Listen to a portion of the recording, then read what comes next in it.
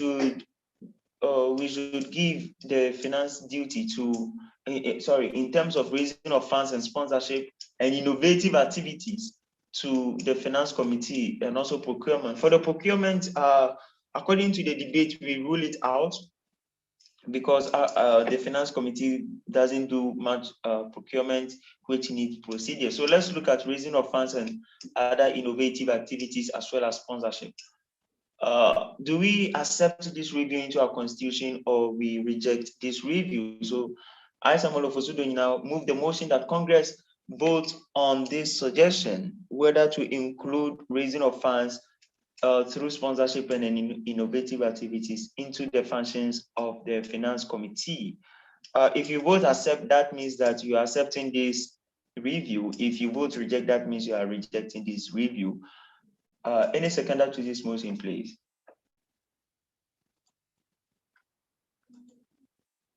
Any seconder, please? I, Christabel, for a second to the motion. Thank you.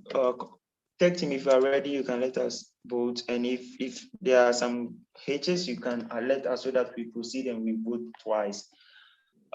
We can proceed and vote. Yeah, thank you.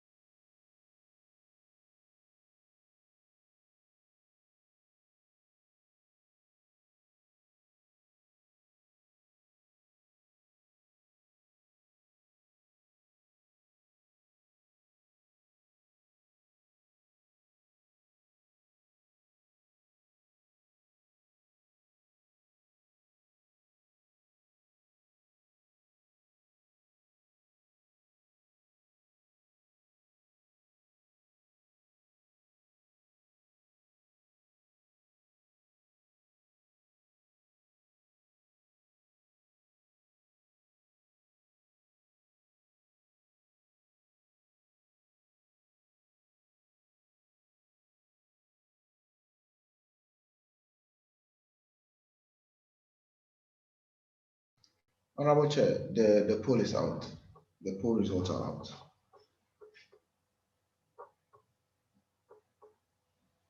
Hello? The chair. Honorable Sam. Please, can I be heard? Yes, you can now be heard. Okay, 68% voted against the motion. So Congress has rejected this motion. Please, 1 minute. Let me join with another device because I have problem with this one. Okay, no problem. Your mother is just sitting on this one, so no, yeah, okay, we understand.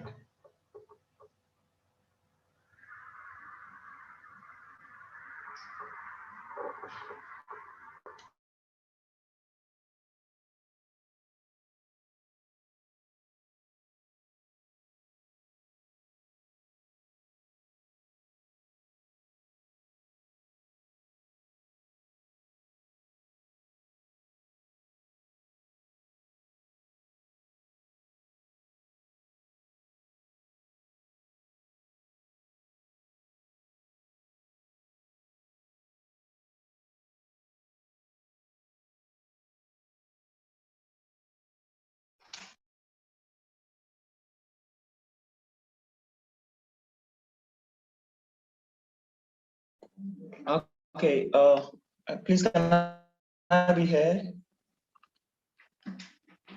Yes, you can be heard. Can I be heard, please? Yes, you can. The audit committee, thank you.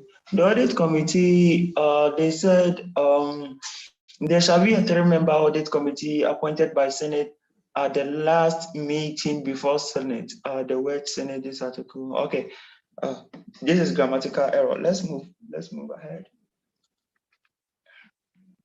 Welfare committee. The welfare committee shall comprise of the national organizer as the chairman, 1 representative from each province appointed by the provincial senate. And he said 1 representative from each chapter appointed by chapter executives.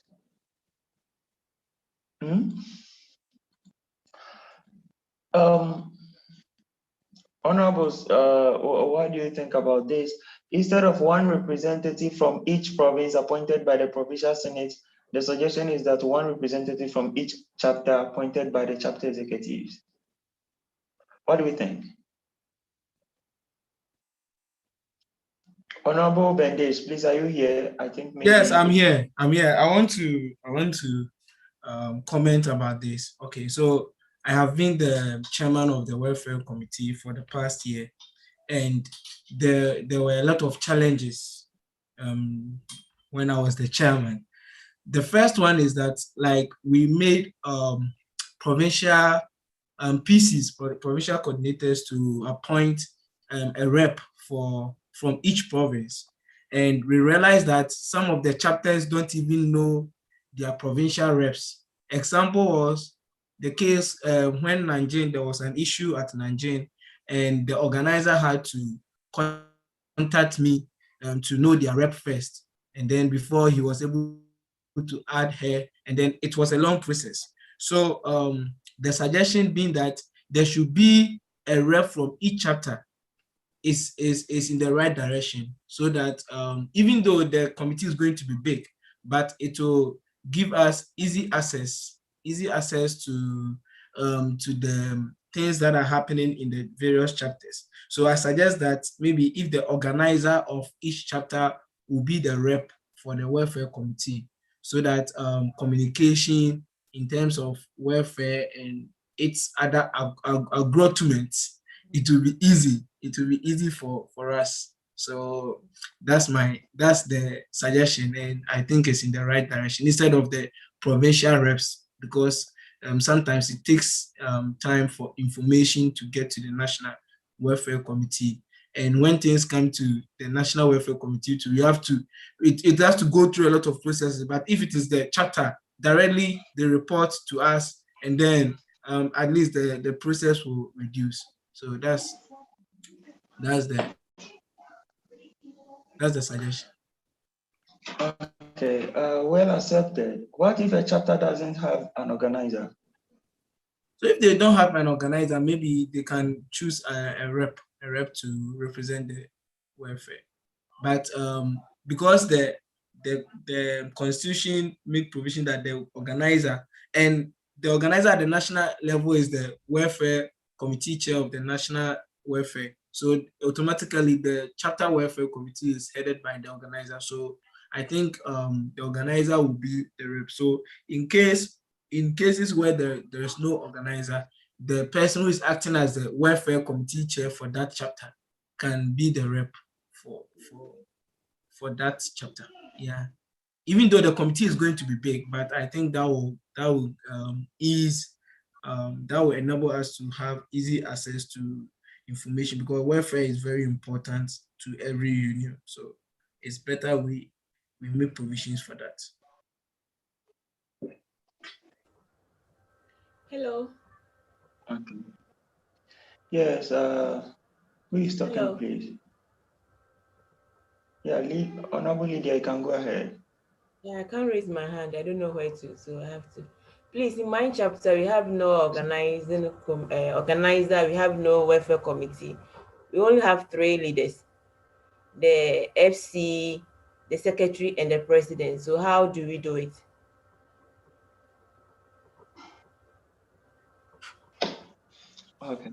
Okay, so I think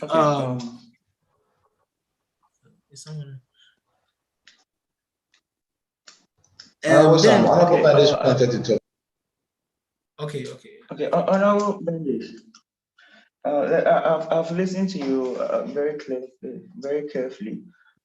This is it.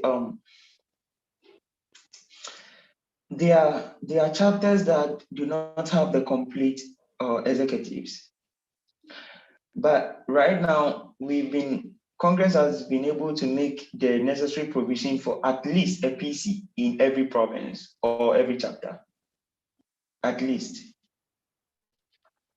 Is it possible that we can make it one representative from each chapter appointed by the PC? Because we know that even if the and this is the provincial senate, right? This clause doesn't even talk about PC. It talks about the provincial senate, which is made up of the president, the secretary of the senate, and the PC. So is it possible that we make it, we maintain the provincial senate, but we make it from each chapter? Or we change provincial senate to provincial coordinator of each chapter? Because we know that if we insert a chapter executive, that means that the chapter executive might not be present, or like what we have been witnessing, sometimes we don't get the complete set. But we've been able to make provision for every chapter at least to have a PC. So why don't we make use of the PCs rather than the executives, which we are not sure that every chapter will have a complete set of executives? Honorable Vendis, what do you think about that? Honorable Chair, point of information, please. Okay, you can go ahead. Please, you mentioned every chapter will have a PC. Chapters don't have PCs. Province has PCs. Yeah.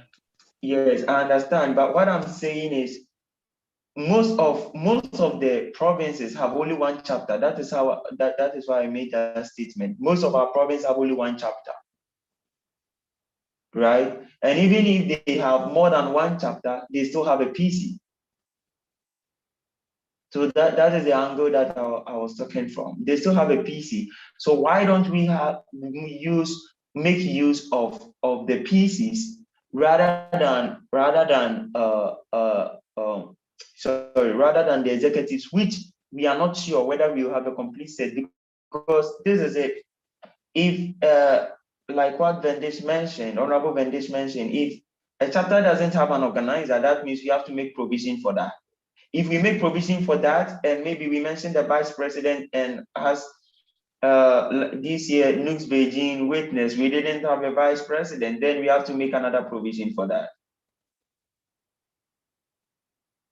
Yeah, so let's find a way where we can make a provision, but that provision, at least we are sure that if everything fails, we can lay hold, or this is kind of our last resort that we have.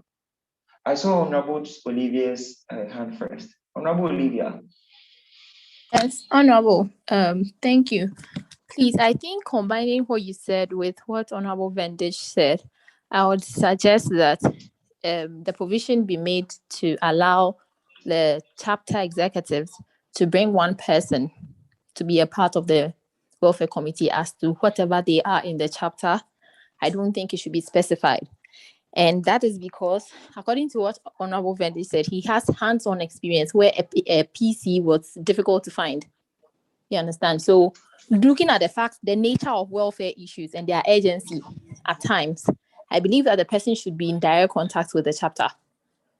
So in a case where, especially looking at how China is going, in a case where there are maybe about 3-4 chapters in one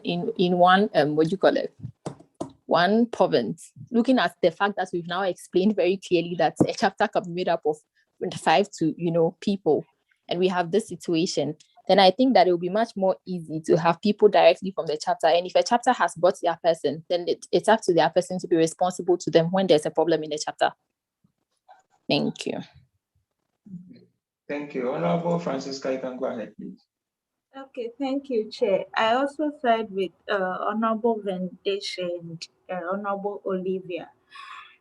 We should allow the chapters to submit a rep, not necessarily the organizer, but we can suggest that in case there's no organizer, they can appoint any member to represent. Because when we leave it at the province level, it becomes difficult for the members to get in touch with them. They would have to pass through their chapter executive. The executive have to go to the provincial rep, which sometimes the province, they don't even know their provincial welfare rep. So, and another thing is, I remember when we came into office, we waited for several months before we got PCs. After getting the PCs now have to select a provincial welfare rep. So before you form the welfare committee, it will be like 6 months in your administration. And welfare is very important issue in the union. That once the administration comes, we have to get the welfare committee to start working. So I would suggest that we get reps from each chapter instead of the province. Thank you, Honorables. So let's vote on this, that the clause be amended, and as has been suggested, one representative from each chapter appointed by chapter executives. As Honorables have mentioned, not really specifying the executive. So I, Samuel, move the motion for us to vote either to accept or to reject this motion or this suggestion. Please, if you vote accept, that means you're accepting it for Article 28, Clause 2B to be amended. If you reject, that means that Article 28, Clause 2B should remain the same. Any seconder to this motion, please? I, Stephen Osei, appear second to the motion on board. Thank you. Thank you. Thank you, Honorable Stephen Osei. Tech team, if you are ready.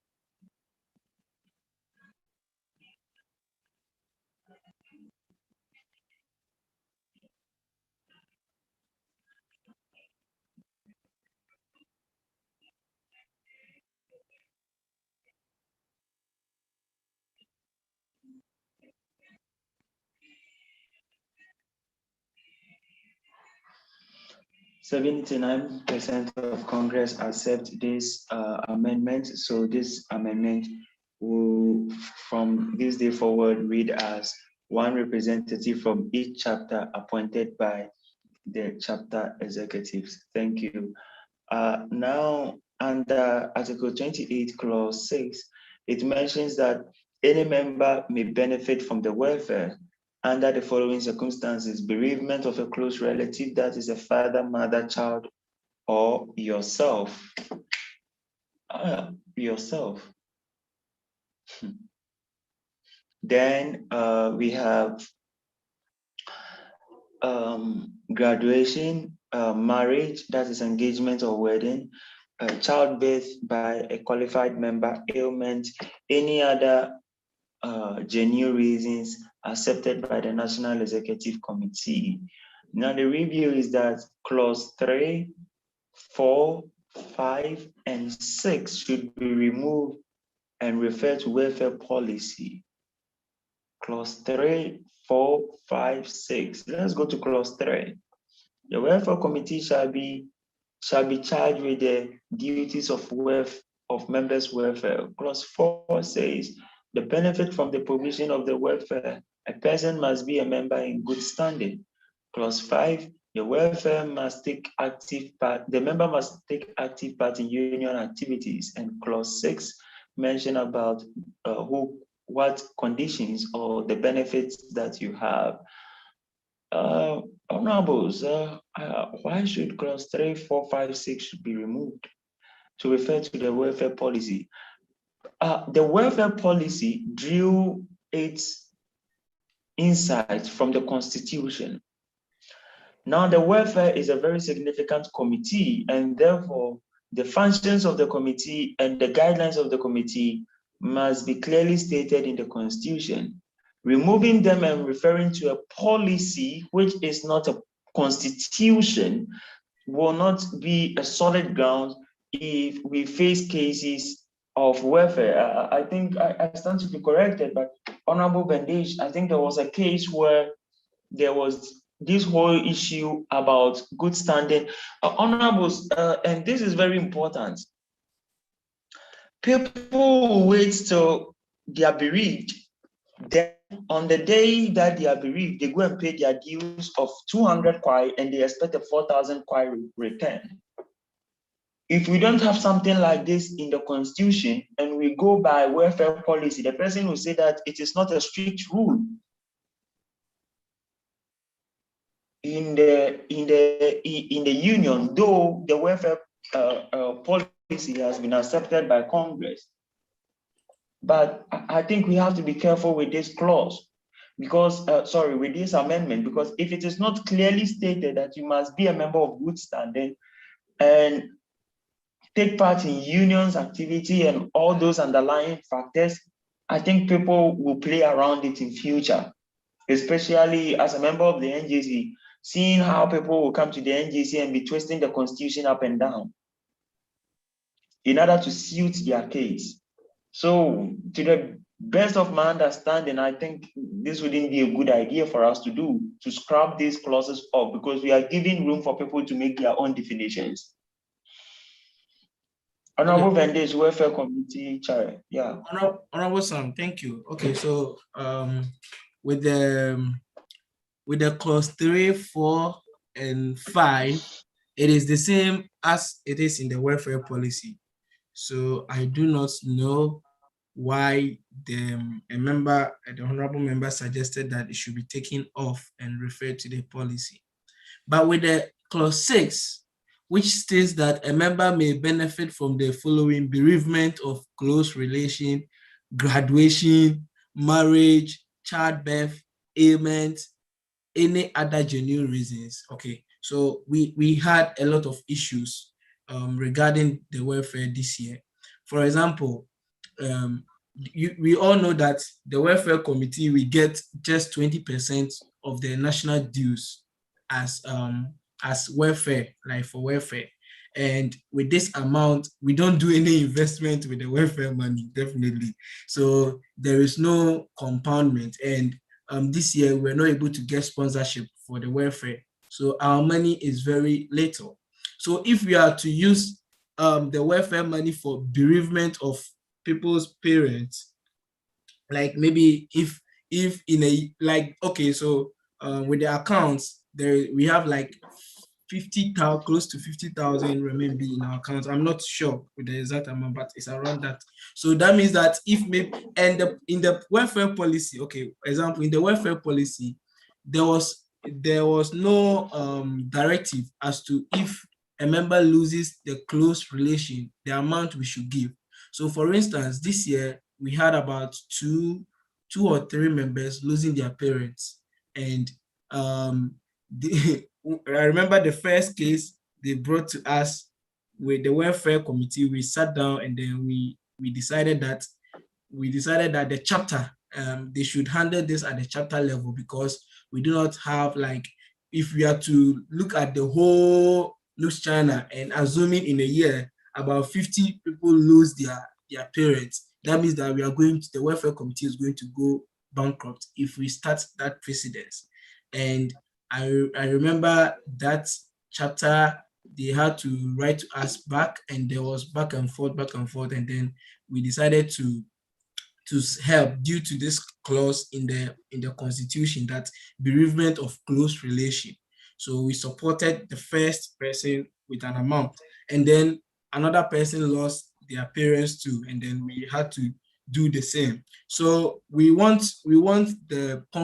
Congress to take out that clause, that bereavement of close relation, because first of all, there is no provision in the policy that if someone loses their father, this amount should be given, and it makes things difficult for us. And if in a year we are gonna experience a lot of people losing their parents, the welfare committee is going to go bankrupt. Or for the bereavement, the chapter they can we should we should distinguish that for the bereavement, instead of the national welfare taking care of it, the chapter welfare can look at that. Like they can look at it at the chapter level. In that like maybe they can contribute some funds, and then as a year there and no instead of it being like being stated that the national should support in that. And also another one is a graduation. If we are all graduating and then we all ask for welfare to support our graduation, I don't think we are going to be able to like we should. I suggest that we take out the graduation, because every year there are over 500 Ghanaians graduating, and if we are supporting welfare, supporting graduation, I don't think we will get funds to support, because the welfare. I think that the I think that the welfare is. Honorable Vendish, because of time, I think your point has been made clear. Honorable. Okay, let me make one final point. Okay. I think that we are in a foreign land, and mostly, in China, issues with health and issues with health is very expensive. So I think that the welfare is mostly that when someone is involved in any health issues that involves a lot of money, then the welfare comes in. So if we are using all the money for graduation, childbirth, marriage, bereavement of father and mother, I think I will go bankrupt. And if anyone needs help in case of such issues, it will be difficult for us to support the person if we are bankrupt. So Congress, we plead with you to look at that for easy dissemination of welfare duties. Thank you. Thank you. Honorable, you made a lot of suggestions with regarding it's not diversity, certain issues which you recommend if we wrap it off the national level, maybe the chapter level. Don't you think this should be in the policy document rather than the constitution? Okay, so it is also not in the policy. That is why we initiated the review, but it was quashed by Congress. So hopefully in subsequent years they will do that. But members, based on what is stated in the constitution, to make their point. So if it is being removed from the constitution, or the provision is made in the constitution that such issues should be catered for by the chapter welfare, I think members will know who to contact in case of such issues. Yes. Okay, thank you. Let me go to Honorable Confidence. Honorable Confidence, you can go ahead, please. Okay, Honorable Chair, thank you. I don't know if you could give me a little time to explain this, especially the welfare policy and this aspect of the Constitution, considering the role I played, like some of us played in the policy, how the policy came into being, and it's all that. Okay, so the policy, before 2 years ago, there was no policy for welfare. So anytime someone faces any of the challenges that is listed in this constitution, NEC might, especially when you get married, nothing is done, graduation, nothing is done, ailment, NEC checks if they have funds, they can support. If they don't have funds, then a silver collection is done. Whatever they get, then they give to the person. So anytime anyone faces any of the challenges listed here, basically nothing is done. Then before that 3 years ago, the organizer brought a policy to Senate for us to take into consideration in order for it to guide the welfare issues of people in the organization. So it was considered. Then, fortunately, some funds came in from the embassy, which we could have used to start the whole policy issue. So that was how come it all started. We Then we realized that because we are now starting the policy, because it is now starting, looking at all that the Constitution says we should take care of, looking at the funds that we have, we will not be able to cover everything under the Constitution, in everything that is stated there, bereavement of relative, friends, family, and the rest, and all those ailments. We don't have enough funds to be able to cater for all this. And so let us do it progressively. It's like our national constitution, it says free education, but since when? The fact that there is free education in the constitution doesn't mean you take your child to school free until the policy came into being. And so we realized that we don't have enough funds to be able to take care of all the issues that is listed here. So let us go progressively.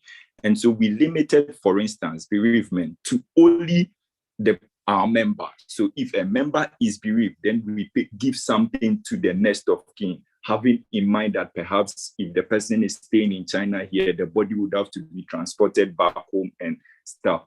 And we also, conducting a survey, we realized that if we are supposed to start paying for giving some benefit to people who lose their mother, any of their family members, mother or father or spouse, our funds will not be able to support us, considering we are now starting. And so in the policy, let us only limit ourselves to certain areas. And as the union progresses in the next 5 years, when the policy is due for review and our funds have grown, they can add another benefit to the policy. And so this aspect of the Constitution, I'm of the view that let us leave it, because it guides the review in the policy.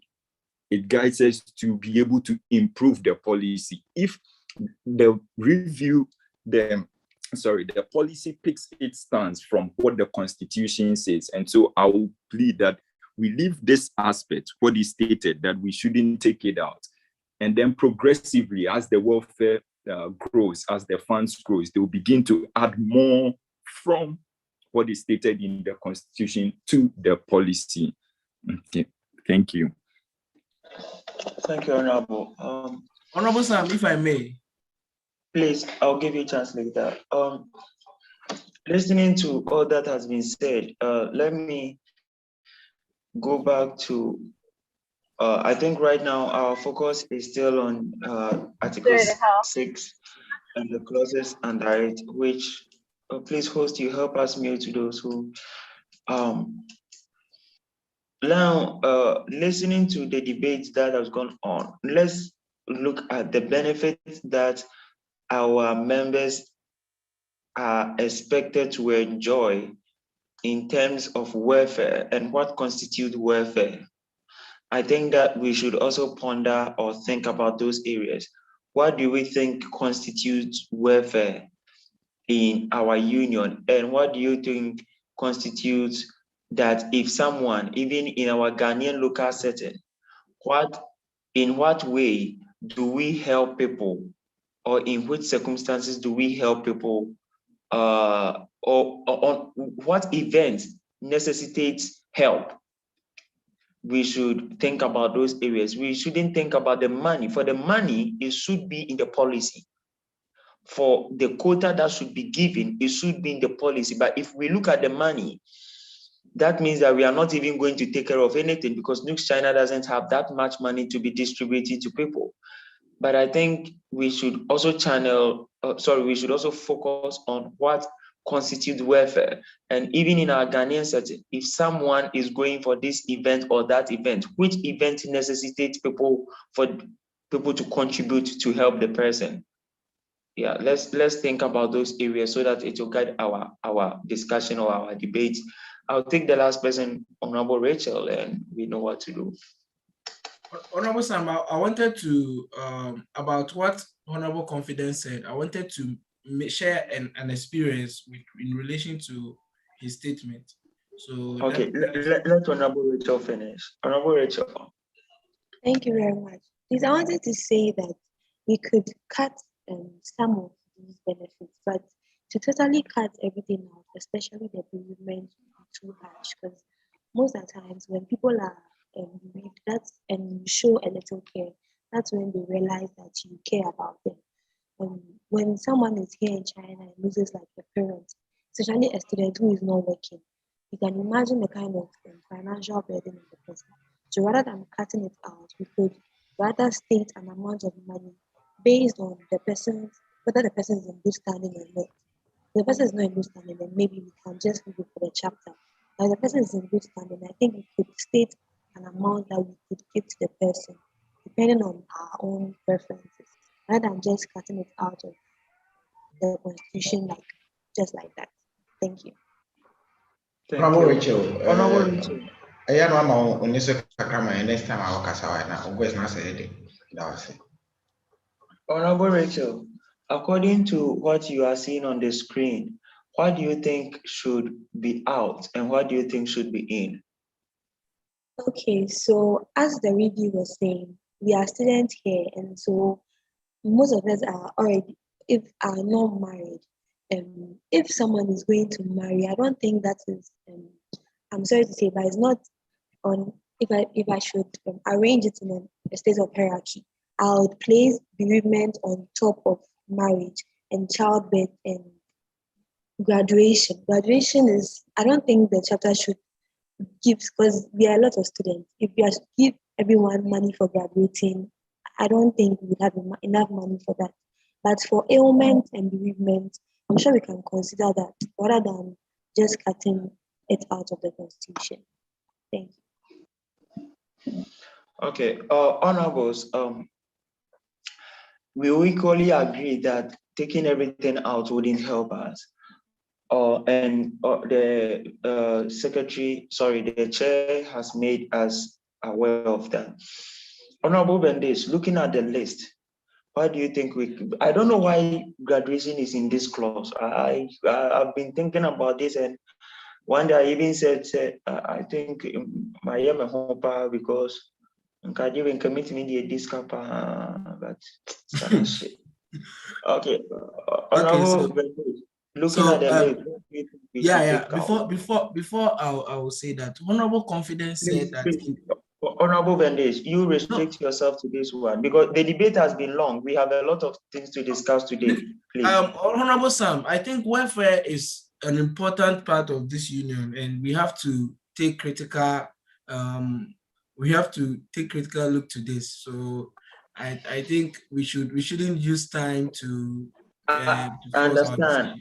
Yeah. Understand, but all your debate has been around the clause 6, the items in it, and I'm giving you the chance to make your selection. I was going to because of what Honorable Confidence said about the progressive thing that they said. He said about the policy that they put some benefits in it, and then it was progressive, like in future when the money expands or the union grows, these benefits will also be added to the policy. I was going to share an experience that we had this year concerning the bereavement of someone's father, and because there was no provision for that in the welfare policy, the welfare committee had a very tough time. We later wrote to the chapter that they should handle it at the chapter level, since in the policy there is nothing like there is no provision like bereavement of father. It is only bereavement of yourself, okay, or your spouse. The chapter that means that the policy didn't follow the constitution, because the constitution talks about bereavement of a close relative. If I die, Honorable Confidence was explained.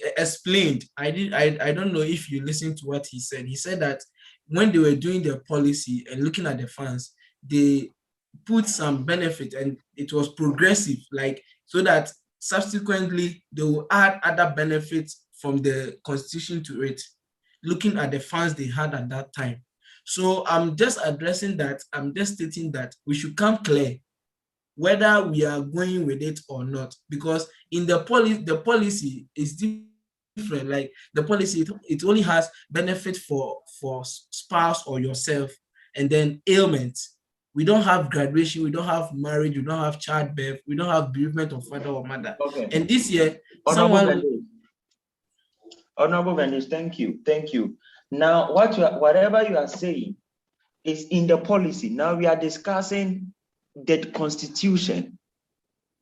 Yes, I understand. Okay, So that is why, since so looking at the things that are in the constitution and in the policy, there are two different things that you're talking about, and it is the constitution that will guide the policy.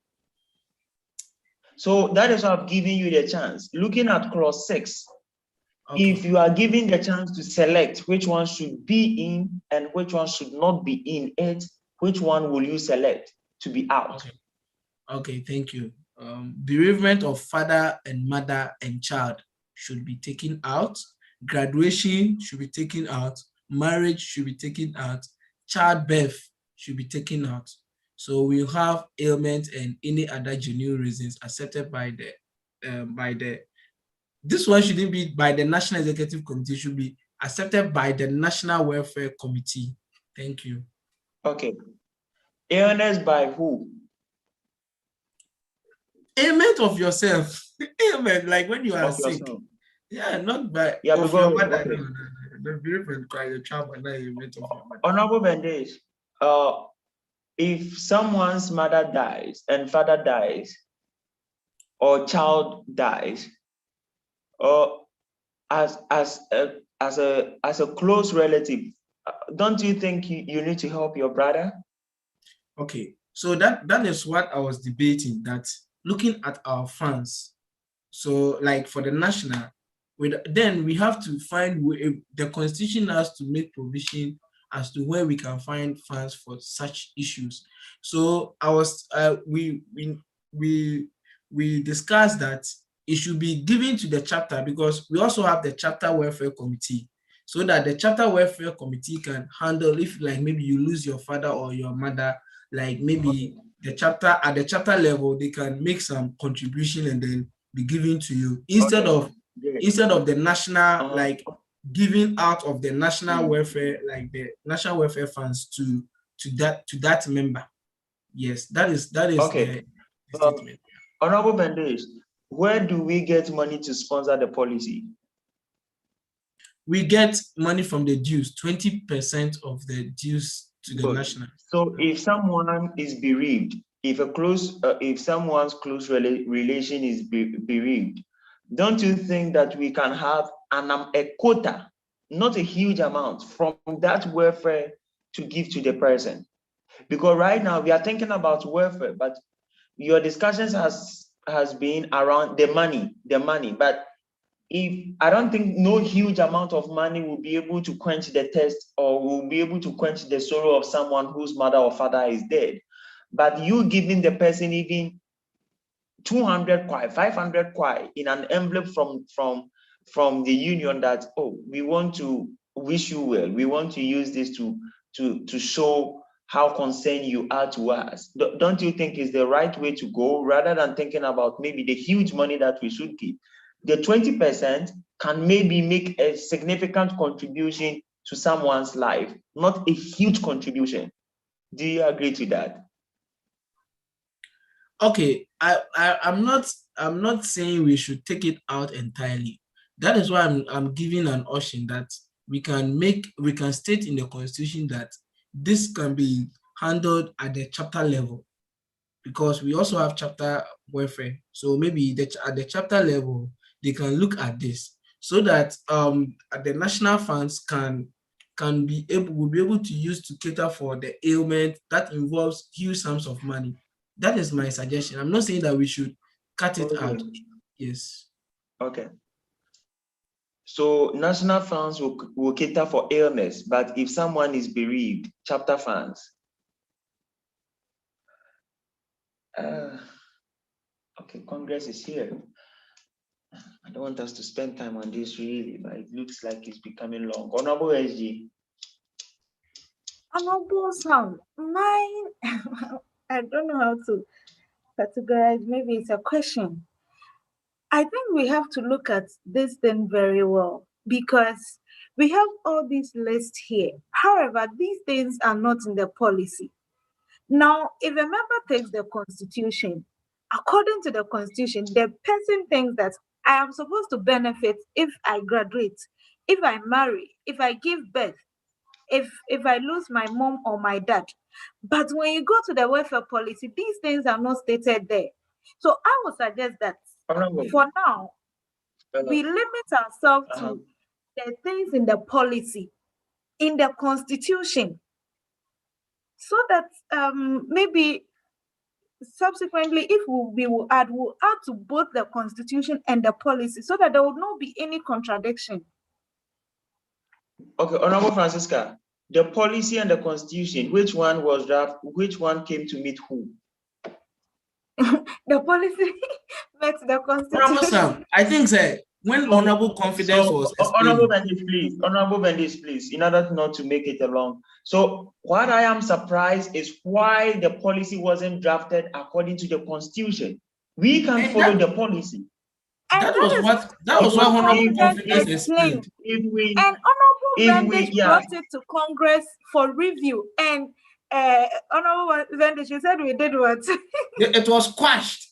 like you see. Sam,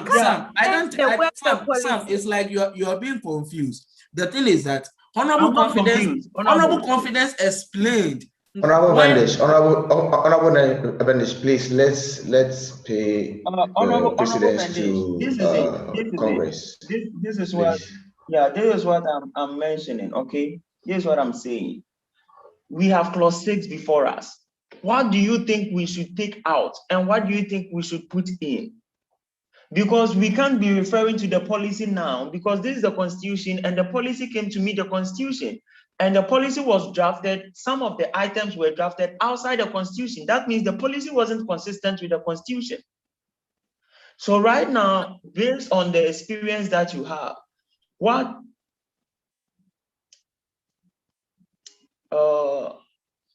does it mean a policy contradictory? Should be. That means that, so based on what we have right now, what do you suggest that we take out and what do you suggest that we put in, so that in drafting the policy again, because you said it was quashed by Congress, in drafting the policy again, it will be guided by the constitution. So what do you suggest? Because whatever we put in here and whatever we take out will also guide the drafting of the constitution, of the policy. Point of correction, Mr. Chair. Point of correction, please. Honorable Confidence, you can go ahead. Please, you keep saying the policy contradicts the constitution, which is totally wrong. The policy doesn't contradict the policy. The policy drew its inspiration from everything in the policy is stated here. It's just that, as I explained, we can't add everything there because of our funds. And so we are doing it progressively. And that is why some of the items were taken out. The fact that some were taken out doesn't mean it contradicts the constitution. Okay, thank you for your point of correction. So, honorables, just a simple one. In clause 6, what should be added, what should be subtracted, so that we can limit ourselves to this? Because the back and forth, what do you think we can add and subtract? Honorable Thompson, please, if you're answering this question, that is when I will give you the chance. If it is not outside, if it's outside this question, please, you can put your hand down so that we can proceed. Thank you very much, Honorable Sam. I hope I'm being heard. Yeah, you are being heard, please. Yes, I think with this clause 6A, it should be maintained no matter what. Why? Because this is a close relative, and two, the NUGS also seeks to portray the cultural heritage of our motherland, Ghana. And we all know that in Ghana, when there is funeral or anything as such, close friends or maybe work or even schoolmates, they contribute something for the person. So this cannot be out. It is part of our culture back home. So we can't take this thing out. So this clause 1, whether it's the policy or the constitution, it must be in. However, when it comes to whether it's being sponsored by the chapter or not, I think when it comes to this welfare and with this clause, whatever the chapter can do should do, unless maybe it is out of their control that they can't do it, then the national step in to come and help. Thank you very much. Okay, thank you. According to what we've received so far, thank you. Bereavement, I don't want us to vote on this one by one, but Honorable Rachel, is your hand still up or is the old one?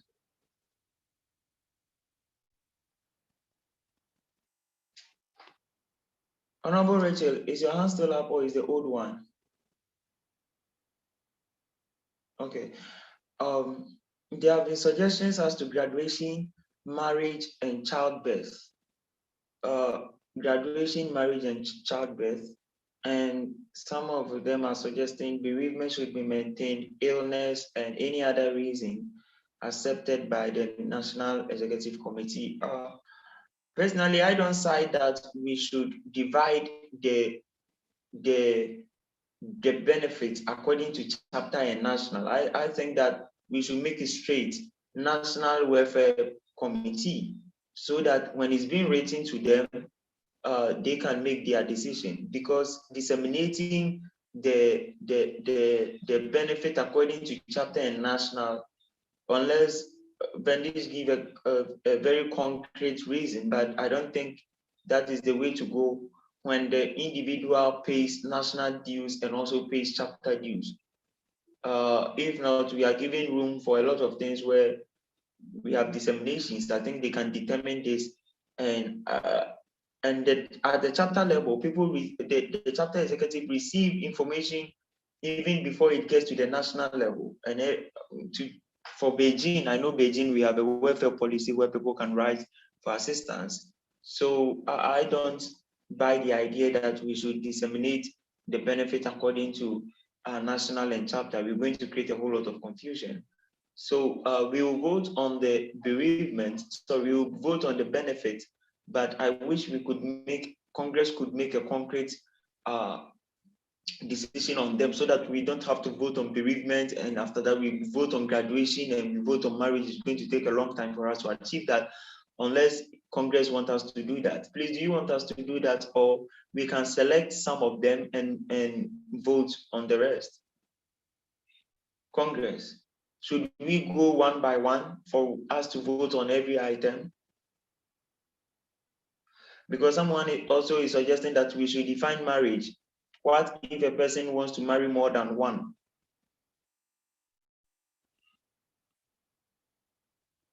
Hello, can I be heard?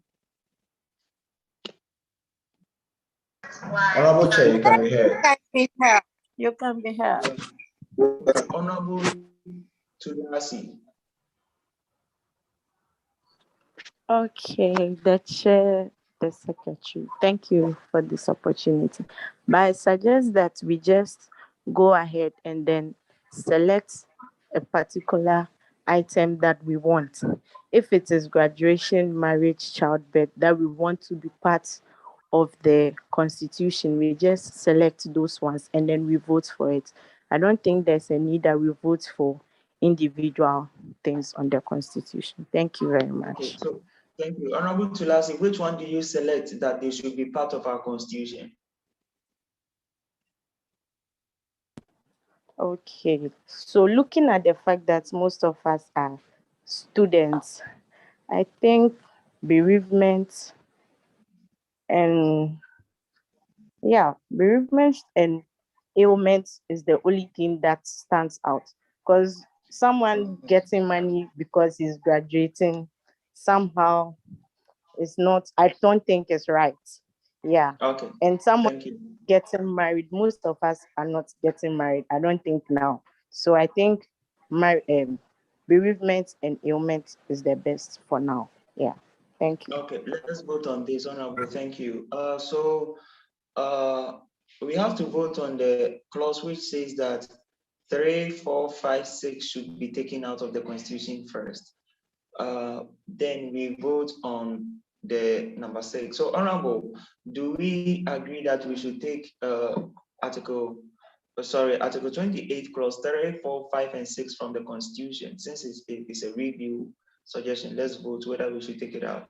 I, Samuel Ofusudin, I would like to move that we vote whether Article 3, 4, 5, 6, we would like to, let me rephrase this again. I, Samuel Ofusudin, I move the motion for us to vote whether Article 28, Clause 3, 4, 5, 6 should be taken from NUGS-CHINA amended Constitution. If you vote yes, that means that these clauses should be taken out.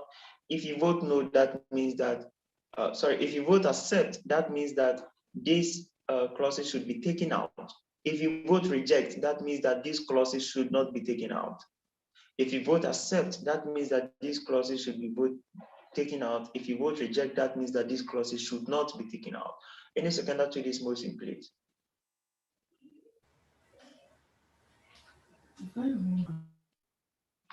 Any seconder to this motion? I, Honorable Clement of the 90 chapter, do hereby second to the motion. Thank you, Honorable. Third team, if you are ready, you can let us know.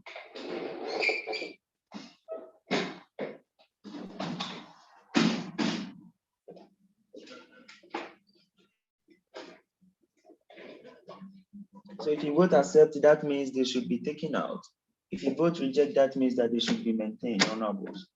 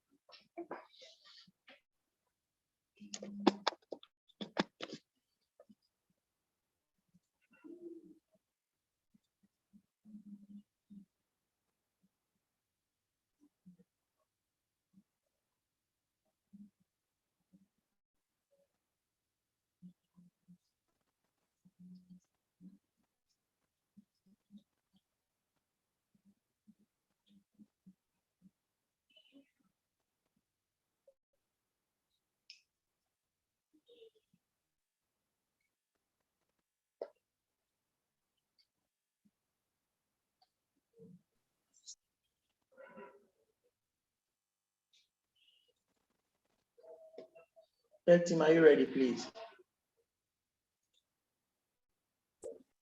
Yes, we are ready.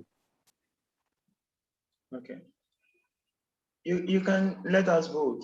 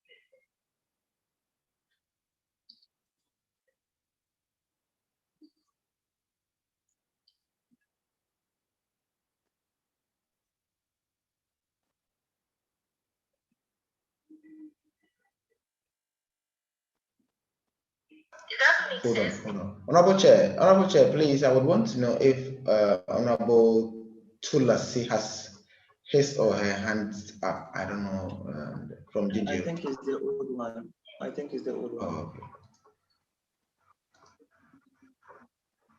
Continue. 55% of Congress accept that we should delete. You know the person? Yes. From Ginger. Who paid out Ginger? Honorable Clement, please. Yeah. Honorable Clement. 55% of Congress accept that we should delete Clause 3, Clause 4, Clause 5, Clause 6 from the Constitution.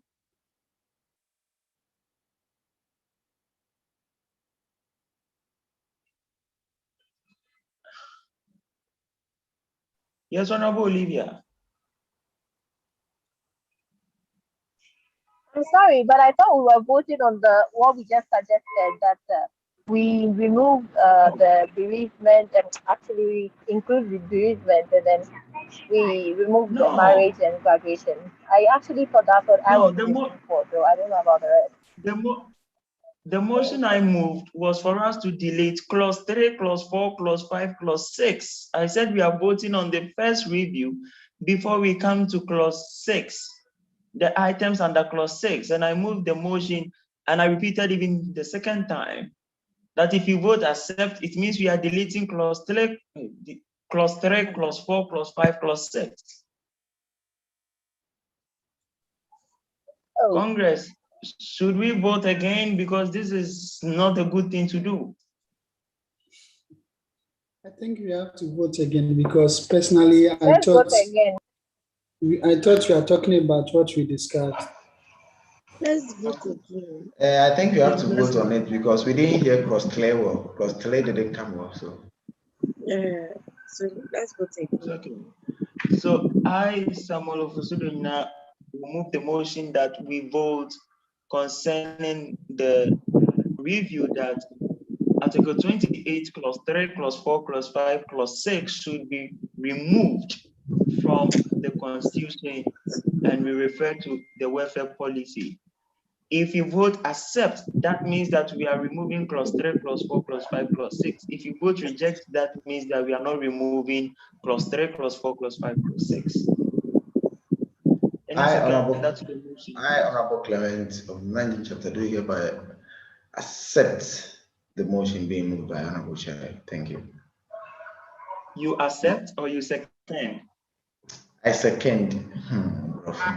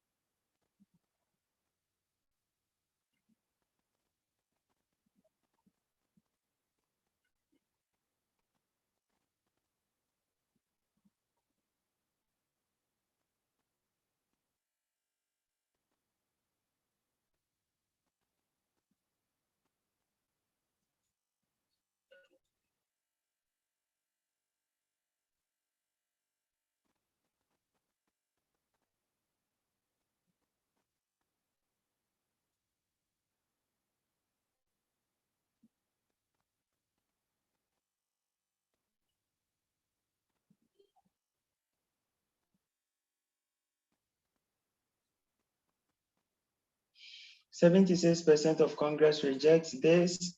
Now, the next one that we're going to vote on are the items under clause 6.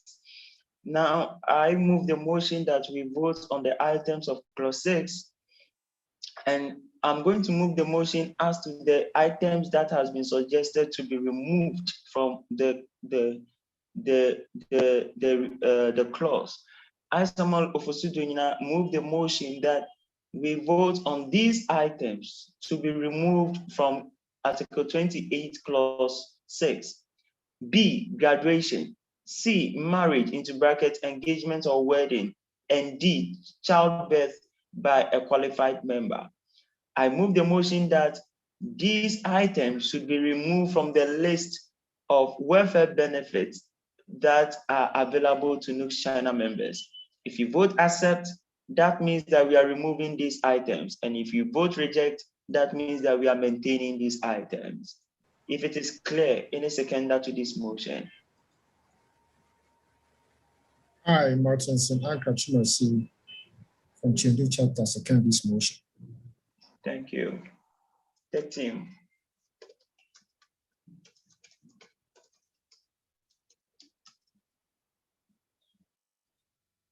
If you vote accept, that means that we are removing the items. If you vote reject, that means that we are maintaining the items.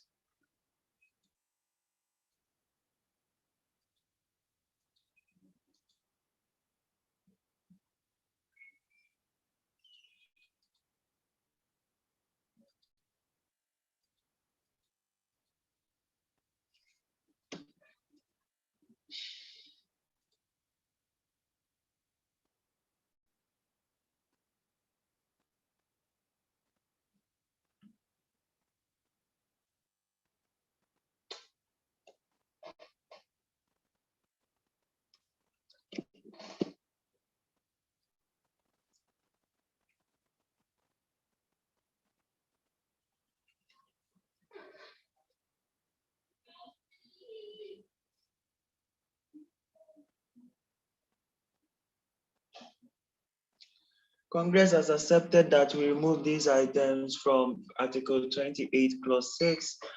So it will be done. Let's move to appointment of committees and under Article 29. Under Article 29. Honorable Sam, yes, Honorable please. Chair, please, if I may, I I suggest that Congress should state, because the amount to be given for bereavement of close relation, like father or mother, is not in the policy. So I suggest that Congress should state the amount that will be given, so that in future the National Welfare Committee would not find it wanting as to how they should go about it, because such provisions are not made in the policy. So I suggest that since we have accepted that bereavement shouldn't be removed, then Congress should state the amount that should be given. Yes, thank you. Okay, thank you, Honorable. I will suggest that this should be discussed by the Welfare Committee and they should agree on the amount. This is the reason. Immediately we state an amount here, it becomes a binding principle on the committee. It doesn't give room for adjustment. And number two, we don't know the amount of money in the coffers of the committee from year to year. So if we state an amount here and a specific year, we don't have, and this constitution is due amendment in 3 years. So if we state an amount here and in a specific year, at any specific time, there's no such amount in the coffers of the welfare committee, is going to be a big problem for the union.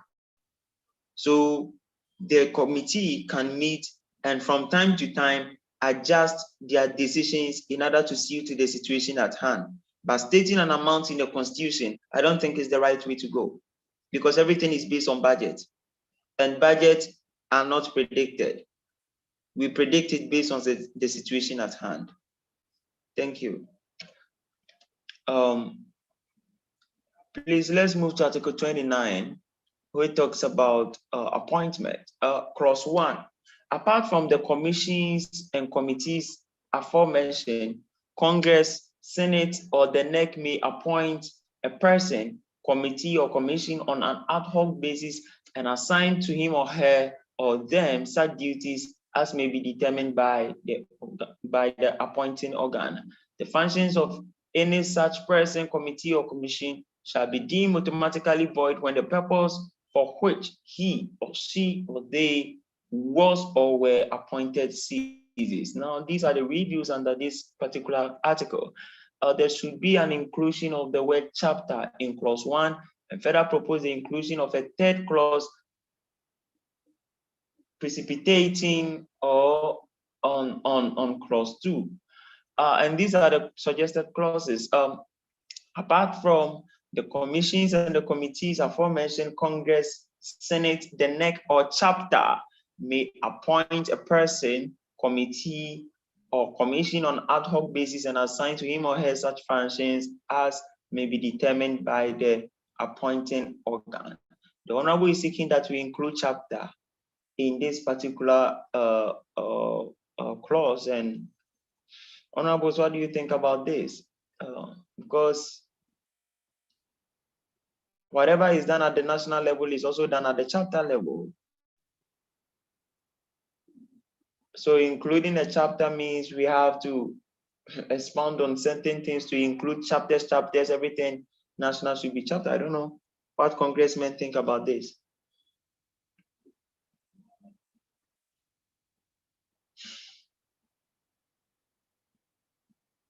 Honorable, should we include chapter here?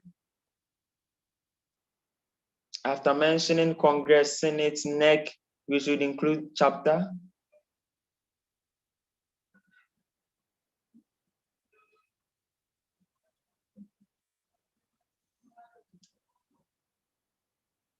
Hello, can I be heard, please?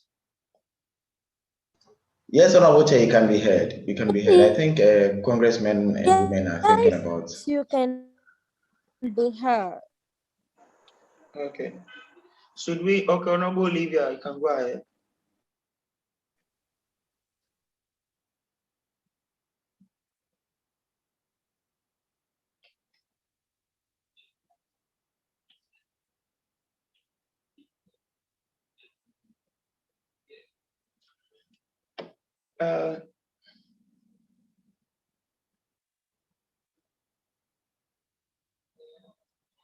Because including chapter in this particular clause, okay, I can see a second hand. Who is the second hand? Honorable Francisca, you can go ahead, please. Okay, thank you, Chair. I suggest we maintain what we have here, because if we add chapter, I don't know, it means we have to include that the chapter, where's that clause? The chapter may appoint a person, committee, commission at the chapter level, because if we leave it blank, it will mean that the chapter can appoint a committee at the national level to do something, or if it can appoint, anybody at the national level. So I think we should maintain what we have here.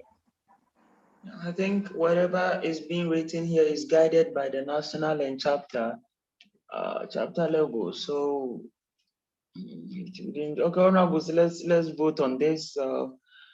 Let's vote whether we want to accept or reject it. So I, Samuel Ofusudona, move that we vote on this, whether we should include chapter in Article 21, Clause 9, Article 29, Clause 1. After mentioning Congress, Senate, and the NEC, should we include chapter in this particular clause? If you vote accept, that means that we are including chapter. If you vote reject, that means that we are maintaining it as it is. If it is well understood, any seconder to this motion, please.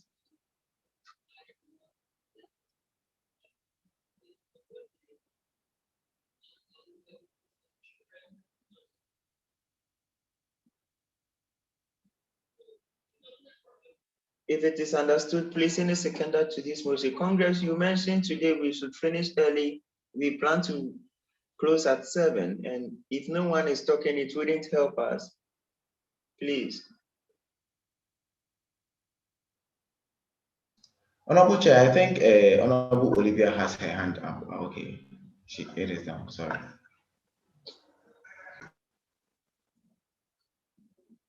Have members left their phones and doing something else? And I don't know.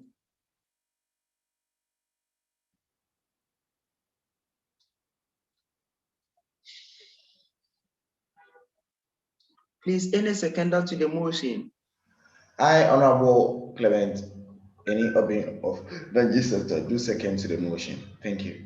Okay, tech team, let's vote. If you vote accept, that means we are accepting chapter into the clause. If you vote reject, that means we are rejecting chapter from the clause, please. I think we are almost done and we'll finish.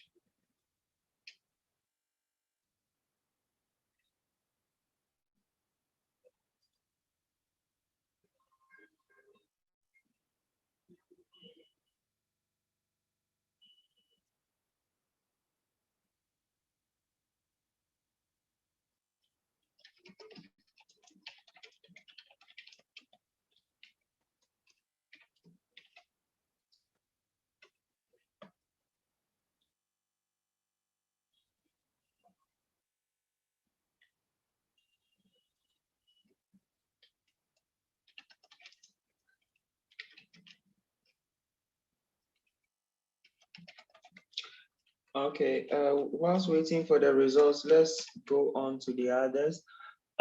It's also telling us to RIP that we should include a clause 3, and the clause 3 is saying that the appointed persons commission may present a summary.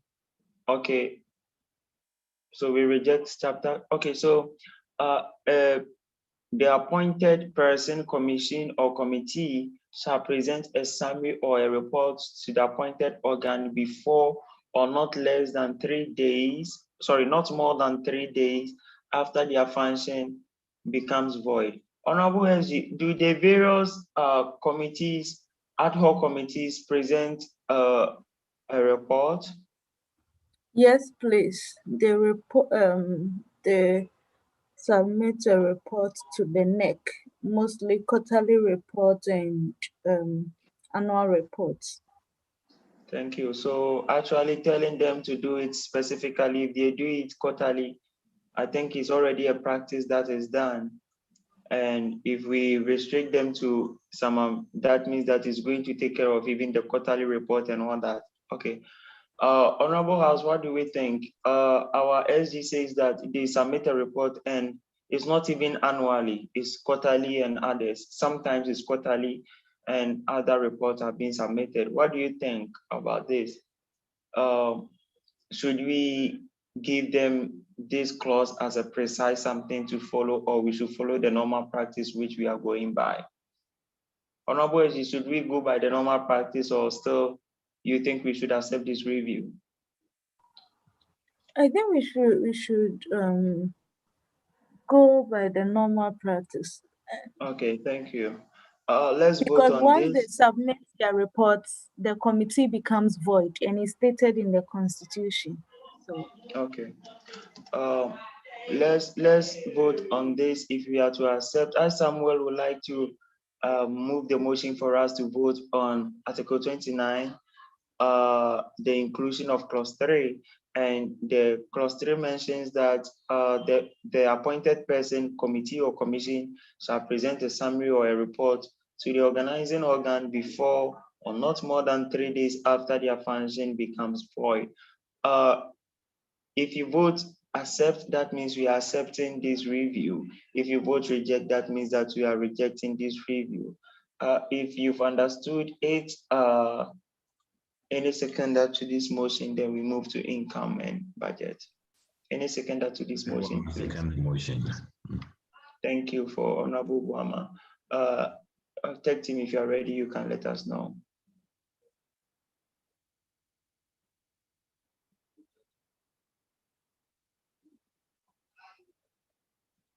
So if you vote accept, it means we are accepting the review. If you vote reject, that means we are rejecting the review.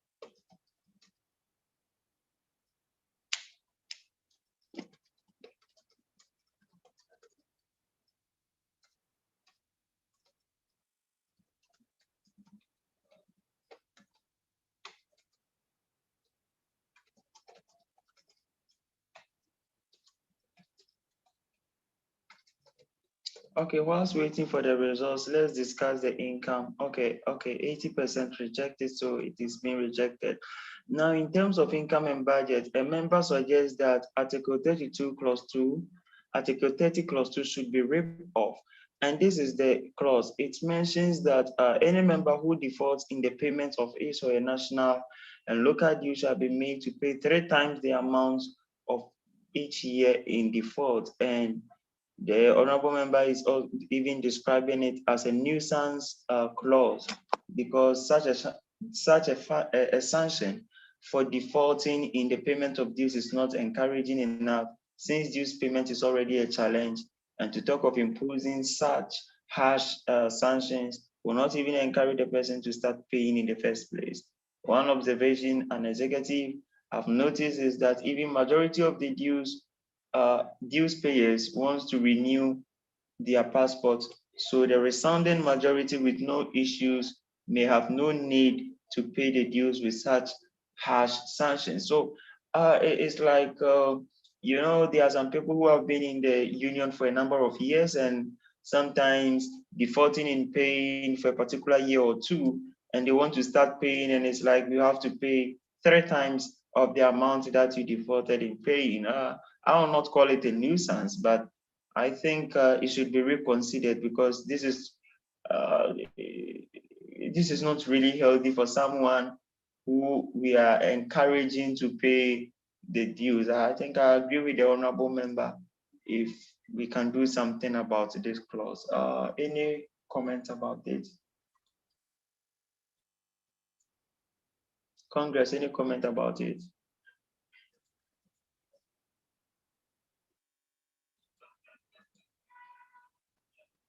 the way Congress. Honorable Chair, if I may. You can go ahead.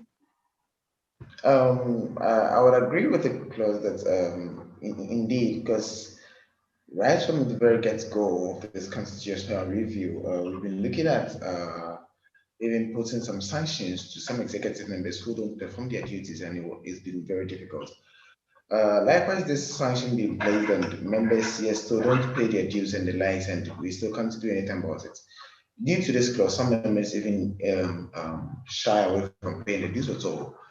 And even with that, I think that's even initiated this very year's administration to move on with a decision where they actually said that if you're going to pay your dues to a certain period of the month, your previous dues will be squashed, as the words which our honorable vendors used.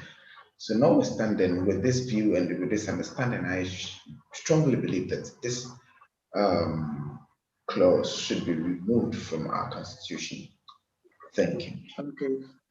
So let's vote on this. Honorable Francisca, do you have something to say about it, or we should go ahead? Is this the same thing that Honorable Clement said? So we should take it out. Okay. Yeah. So let's vote whether we should rip this off our constitution. So I, Samuel Ofosudo, would like to move that we vote on this review, either to accept or to reject this review.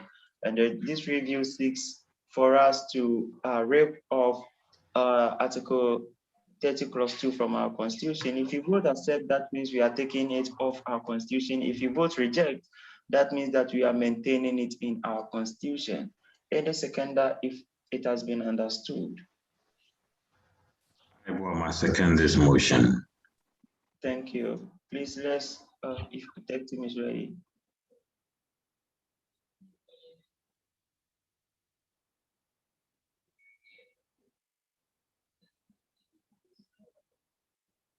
So if you vote accept, that means we are ripping it off. If you vote reject, that means we are maintaining it.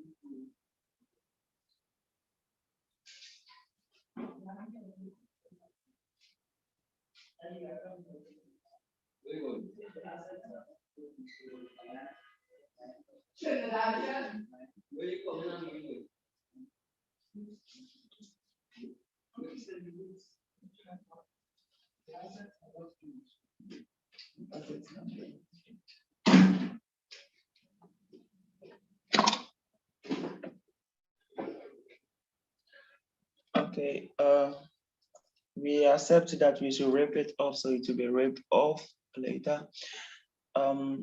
Thank you. Let's move to Article 30, Clause 11, which talks about if there is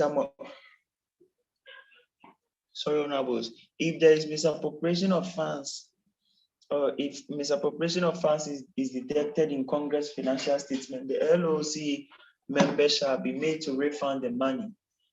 And someone is suggesting that there should be timelines for the refund, and sanctions and penalties for violating the timelines could be stated outrightly in the Constitution, and the officer should be made to refund the money involved and at the same time be expelled or removed of his or her position as an executive member or any other committee of NUGS-CHINA. I think this is talking about LOC, not really a committee member, unless of course the LOC chair is also involved in this misappropriation or something. But Honorables, what do you think about it? It's requesting for timelines for the refund of the money and also penalties and sanctions if there is misappropriation of funds in the Congress financial statement. What do we think about it?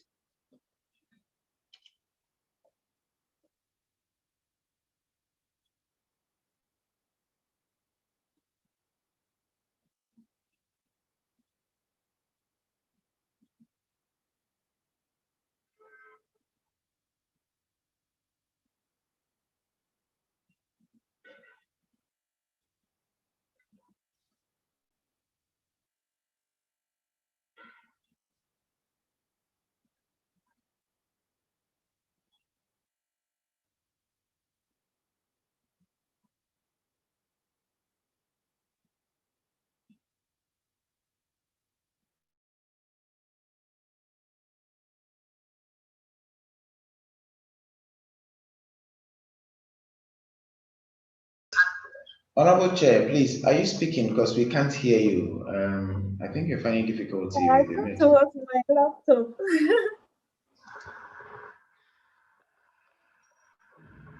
Yeah, we can see your microphone registering voice levels, but voice in and Chemasi. Okay, can you hear me now? Yes, we can hear you.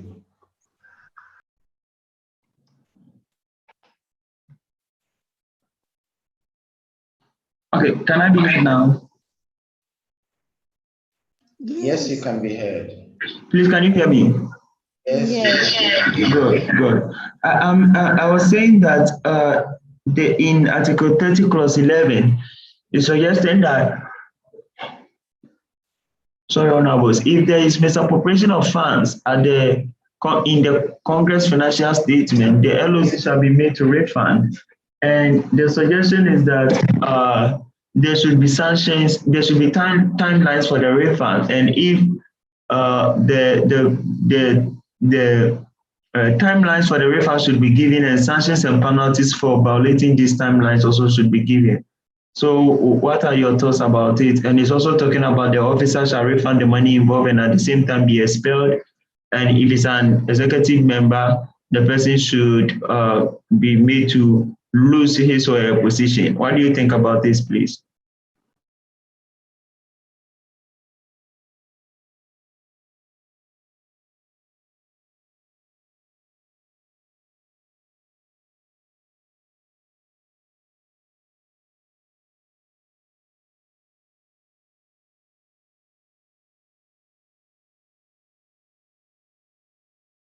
Okay, Honorable Evans, you can go ahead, please. Thank you, Mr. Chairman. Yes, I think that this review is laudable. It's laudable. Just that we may have to keep on thinking aloud and then look at how best that we can suit it in a better position. Better position in the sense that punishment. What sort of punishments can we give, looking at the situation whereby the association, that is the rules governing the association, we don't have even legal backing as such. And so maybe the only thing that we can consider is that during those days, Congress can think of asking the NEC or whoever that is involved to bring his or her passport, so that maybe we can use the passport as something, as a collateral, because your passport, you definitely need your passport. Because apart from that, I don't see how we can really analyze them, because it could also happen that most of the people who will be the NEC executives, maybe some of them will be graduating. So they will graduate and then they will go home without even we seeing them. Or probably if Congress will still be online, it could be that some of the executives will be somewhere not physical present. So we can, despite that, I agree that we have to look at penalties. We should be thinking aloud, and I recommend if we can use a passport as a yardstick or to hold their passport. Thank you. Okay, Honorable, thank you. Honorable, if the person doesn't refund the money, what will you use the passport for? Well, like the reason why I said that is that for passport, it looks like that is one of the, like, if you don't have your passport, there is nothing that you can do here. And so renewing your resident permit, traveling or leaving the country, like, you definitely need your passport. So I know that some people who give loans to other people that is in this country, like some Ghanaians who give loans, before they will give the loans, they will use the passport as a collateral, because they know that by all means you will come for your passport, because you can't be in this country without a passport. So that is the basis for suggesting something like that. However, we can still think aloud. The basis for saying this is that now it looks like we are still having problems with the registration. And so this penalty, what sort of penalty will be so like will prevent them from possibly embezzlement of funds or something like that. So that is the basis. Okay, thank you. Thank you. Okay, Honorable Stephen. Yeah, the chair of the house, good evening to us all. I remember in our review, we made some suggestions or some punishments to be meted out to think officers that find themselves in the issue of the embezzlement of funds, where we stipulated a timeline.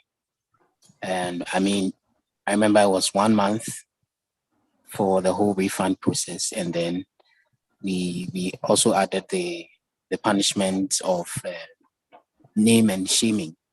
So I believe the same thing can also apply for this situation as well. My opinion. Thank you very much. Thank you. Honorable Buama. Yes, sir. The chair of the house. Honorable Chairman, I just want to say, Master Wabojuma, this whole week, I can feel from your voice you are very tired. Charlie, you've really done well. I mean, if you have to give the best for this Congress, it's you. Anyway, on the okay, so with this review suggestion, I think both our honorables they've all said they've all made a very good input. If we take the passport, meet me at the customer passport, I could have my way through. This is Ghana. We are Ghanaians. We could have our way through with certain things. So to me, I believe that what is the sanctions should be made. If we know each and every NEC or each and every executive, we know their weakness, we should get to know them. This should go through the vetting process even before they come out. Therefore, we know 1 or 2 members, not really their family, but some people we could talk to in Crawford. So you see, it should be through the vetting process. We should get to know some people who these executives are closer to. That way, if this happens, we could get through them.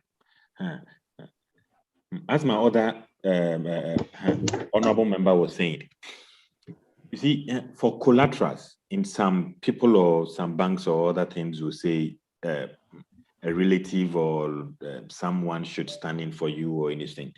We could also take this on board. We are talking about NUGS here.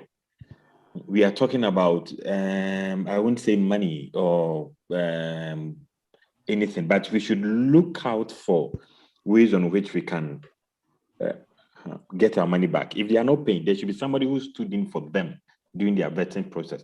There should be somebody who vied for them that in case of anything, they are going to be held responsible. I think we should look for that alternative as well. Okay. Thank you. Thank you. Let me go to Honorable SG. Some few questions for you, not actually your contributions. When do we receive this financial statement? Please, you said where do we? When do we receive this Congress financial statement? Congress financial statement. Yeah, is it at the end of Congress or the next administration will receive that? Oh, okay. Like financial statement for only Congress. Yes, please. That one I have no idea because last year we had online Congress and this year too. So I've not really experienced physical Congress before, so I don't know what to do. So online Congress NEG and Spendisca? No. Oh, really? Okay. Yeah. Okay. Honorable Bekwe, Honorable Ben Carson, please, are you here? I know you were the SG, but maybe you are privy to something like this. Honorable SG.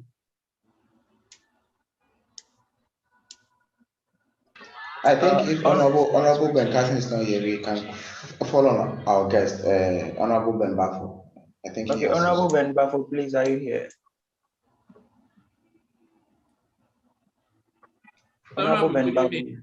Good evening, Honorable. How are you, sir? Good evening. I'm doing good, just tired, but we are managing. Good evening, honorable members. Good evening. Honorable, please, with your experience, when do we receive the financial statement of Congress?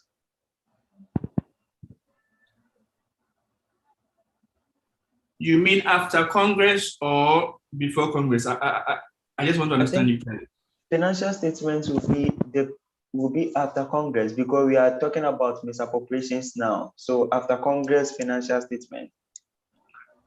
Normally, it's supposed to be after Congress, because the auditors will close it. The finance secretary is supposed to close the book even before Congress, right? Where the auditors would audit them, right? So technically, the union's account actually closes before Congress, unless any other issue that they need to use some money. That is when they have to call on Congress that, okay, the books have already been closed, it's been audited, but we need to open it. When Congress agrees, that's when they open it. So after Congress is when LOC and other aspects, they also have to account for it.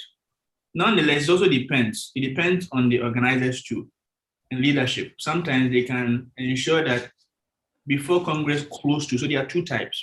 Before Congress close to, they can voice it before the end of Congress or after, where the audit committee also can also look at it as well. So if there is misappropriation, that means it will be identified before Congress ends, right?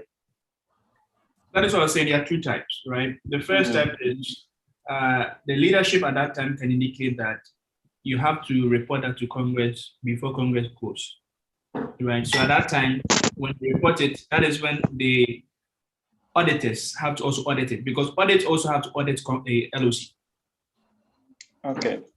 Technically, audit work does not even end at Congress. It's even before, after, sorry. Okay.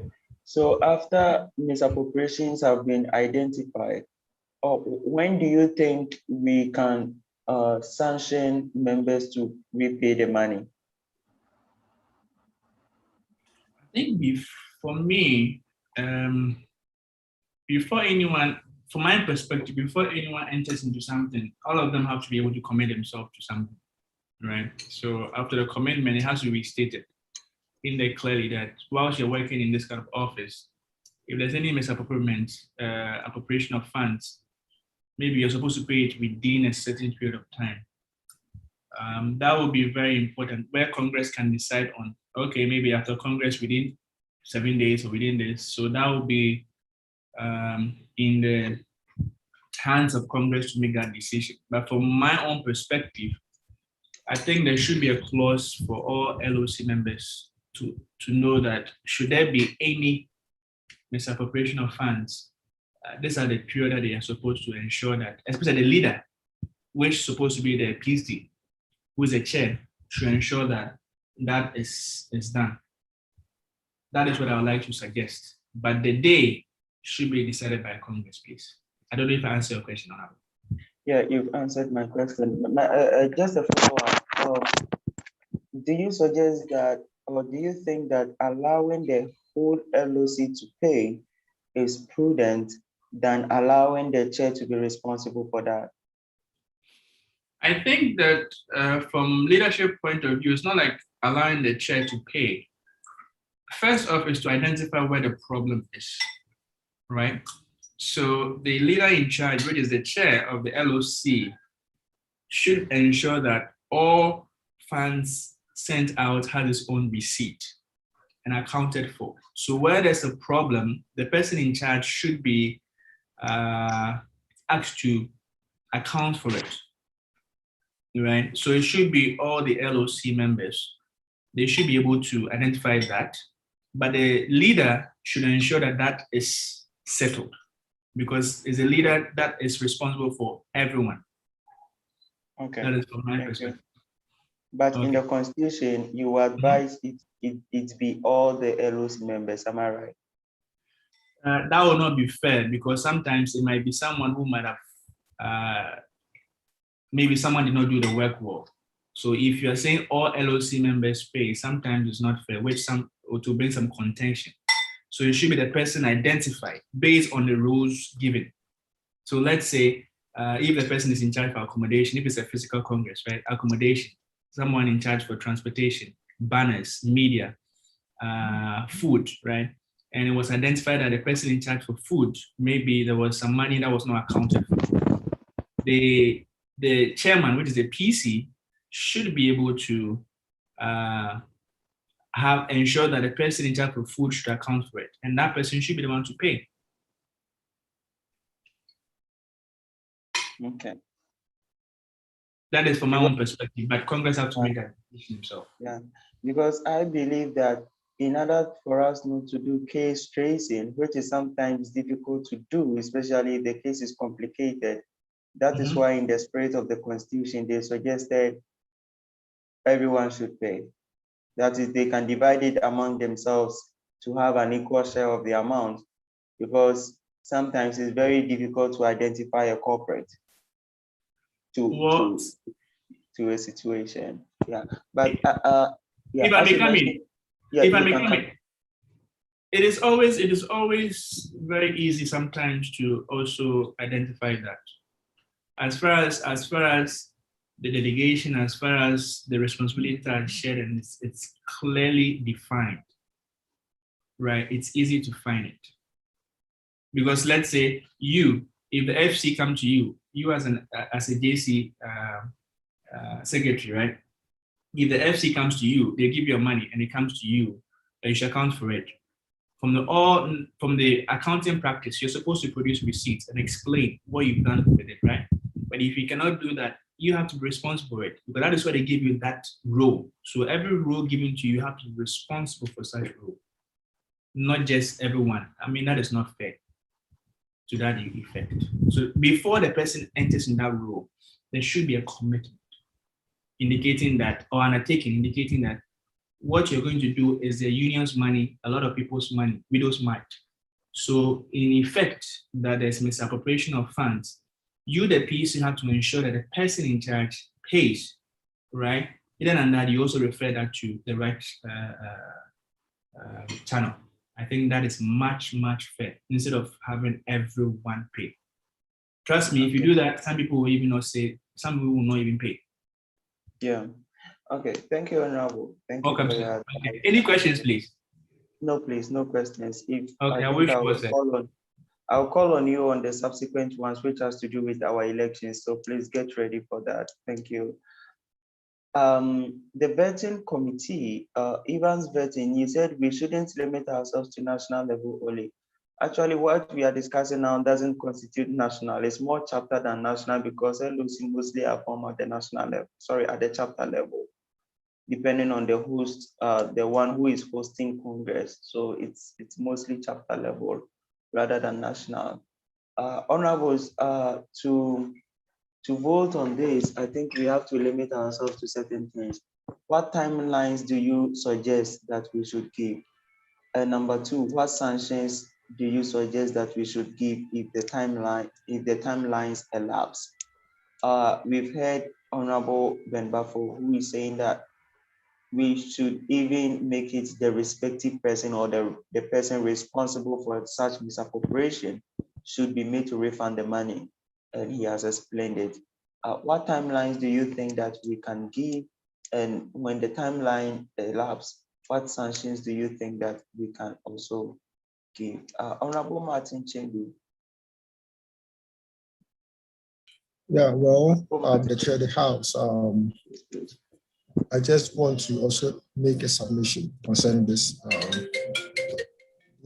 Please excuse me, I'll come back later.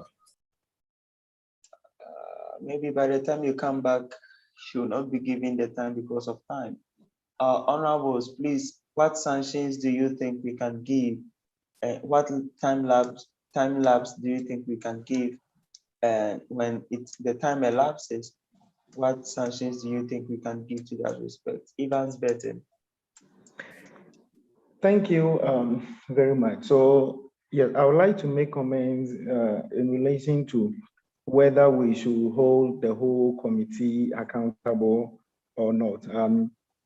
The point is that it is during the auditing of the Congress account, that is when some of these things will come on board. So I think that the audit committee will make recommendation that maybe due to the nature of the issue, we are supposed to, let's say the whole committee is supposed to pay, or this individual person, they are supposed to pay. So regarding the decision as to we should hold the whole committee accountable or individual people accountable, we cannot generalize it now. But I think it depends on situational, like each and every situation maybe will be differently. Regarding the timelines, I think that, well, we should do it probably within a week. Yes, within a week after Congress. And the reason is that usually Congress that comes on around July, somewhere early or middle of July. And all students who will leave the country, like most of the students who will leave the country, their visa, let's say, will expire around middle or ending of July. So with this in mind, if let's say someone holding a position, the visa, let's say, will expire in July, and then you give that person long time. Well, the person can just leave the country or something, and then you'll not even hear from him or her again. So regarding the sanction also, well, we can adopt the name and shame also, and in addition also we can make it let's say compulsory that any person who is coming for any position, there should be some guarantors, like guarantors in China, who maybe they have more than a year, like a year to graduate or something, so that we can hold them. At least we can know that these people or these guarantors, they will still be in the country when even if you are graduating. So these are my submission. Thank you. Thank you, Honorable. Honorable Buama, please, you can go ahead. Oh, okay, sorry. Yes, Mr. Chair, thank you. As I said earlier on, I still believe that we should look out for people to guarantee for them. And then, please, I want to ask, when does their office end? Is it after graduation, or like probably it's before graduation and all that? Because one, if their office ends before graduation, then there's much we can do. I heard a story like that happened in one of the universities in Kojianshu. Hello, Honorable. Honorable. Yes, sir. Am I? Hello. Yes, you are clear. We are talking about LOC at Congress, not executive member. So we are talking about local organizing committee, not an executive member, please.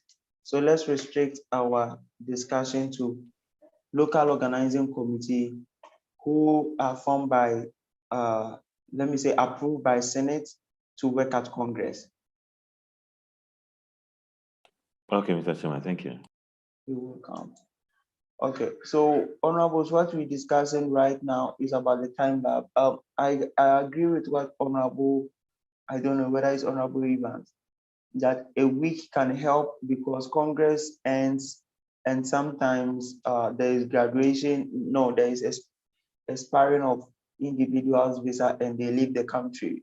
So if we can think around a week, and the sanctions you can be naming and shaming, as we've already talked about, and definitely there should still be a refund.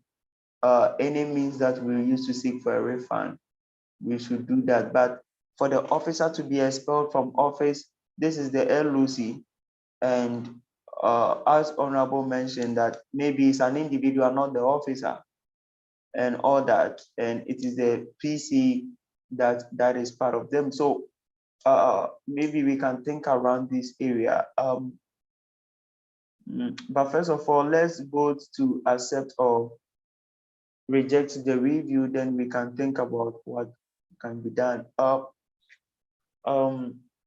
The first one is that timelines for refunds should be given and sanctions and penalties for violating such timelines should be stated outrightly in the Constitution.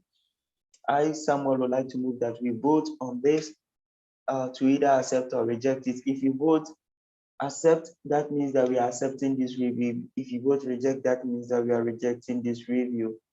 If you've understood it, any seconder to this motion, please. I, Stephen Osiapi, I second to the motion. Thank you. Thank you. Thank you. Tech team, if you are ready, please.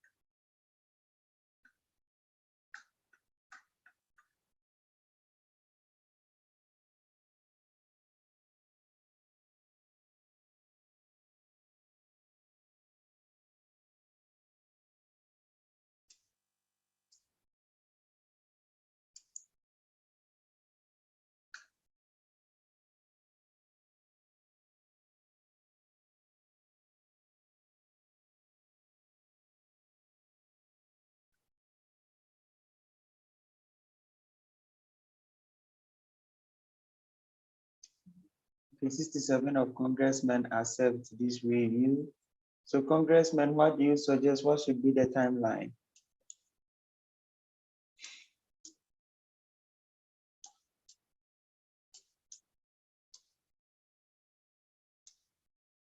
Please, what should be the timeline?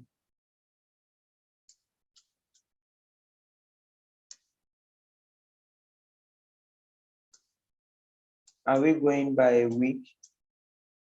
And the penalty should be just naming and shaming?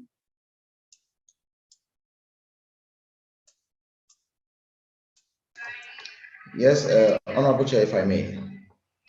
You can go ahead. Yeah, thank you very much. Honorable Chair, I think we should go in by the said, like that which we used for the honorable officers. Okay. Yeah, thank you. So that means that if the person involved is an officer, will still not hold and that. Okay. So I, Samuel Busudin, I would like to move the motion that the timeline should be 1 week and the penalty should be naming and shaming. Any seconder to this motion, because we've already agreed on that review. Any seconder to this motion, please? I, Honorable Clement of the 19th chapter, do hereby second to the above said motion. Thank you. Thank you, Honorable. Let's move to Article 31, Clause 3. It talks about expenditure. No, this is seconding, so no voting. This is seconding because we have already voted to accept the review, so we are just expenditure. The expenditure of NUGS-CHINA shall include the following. Let's go to clause 3. The value of due shall be determined, indexing it against inflation and the status of the union. That is, for members to understand everything, let's start from clause 1.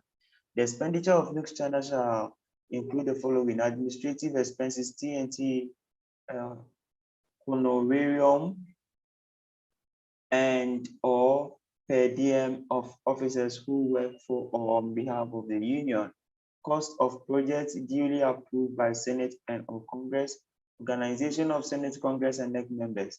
The annual due shall be determined by Congress and shall be paid by all members through their respective member chapters. The value of the due shall be determined, indexing it against inflation and the status of the union. The suggestion is that adjustment of dues should be done having the economic situation of students in mind and not inflation, since members have never had an increment in stipend over the past years, although things keep getting hard because of exchange rate and other issues. I think our dues have already been, it's always 100, right? It has never changed. Am I right?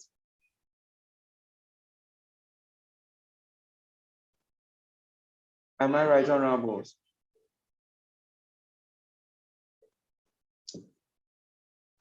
Honorable Chair, you Yes. are.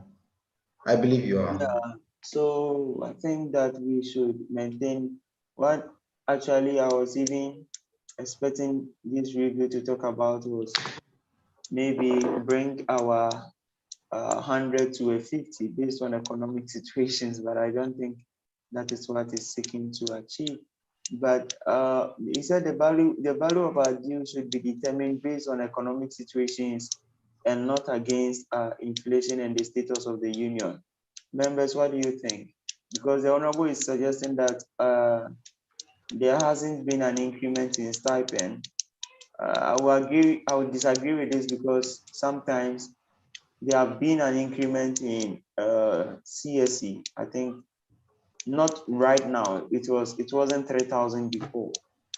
It was around 1,500 or so, and it increased to 3,000 later. And also some of the student benefits that you have if you gain some awards and you are being awarded with grants and all that. So sometimes these things are kind of debatable. But the Honorable is suggesting that we determine or we index it against economic situations rather than inflation and the status of the union. And the status of the union.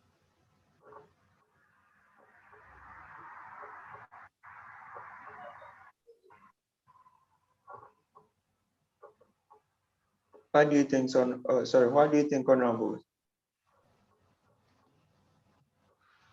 Should we change it or we should maintain it? Because practically our dues have virtually remained the same.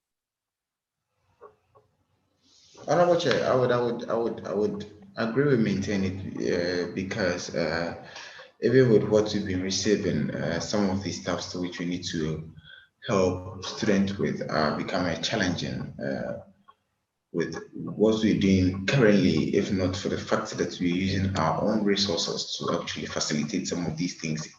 I don't think it will be feasible looking at just even from the academic sector. We can clearly see that NUGS-CHINA and its various chapters are using its own resources by using the resources of the PhD students and some of the lecturers from Ghana who are willing and ever ready to assist students with their with the knowledge to which we've been impacting on members. If let's say we should go for an external resources, we would have to pay for it. So looking at it, I think we should just maintain it because. Thank you. Yeah. So Honorable, let's vote because of time. Do we accept or reject this review? If you vote yes, that means you are accepting this review. If you vote no, that means you are rejecting this review. So I, Samuel, would like to move the motion that we should vote to accept or reject this review. If you vote accept, it means you are accepting. If you vote reject, that means you are rejecting. Any seconder to this motion, please. I, Honorable Clement, Enabling of NUGS-19 chapter, do hereby second to the above motion. Thank you. Thank you. I don't know. Hello. Hi. Sam. Yes, please. It looks like people are online, but they are not in the meeting. I agree. I Yeah, agree. I also agree. Honorable Buama,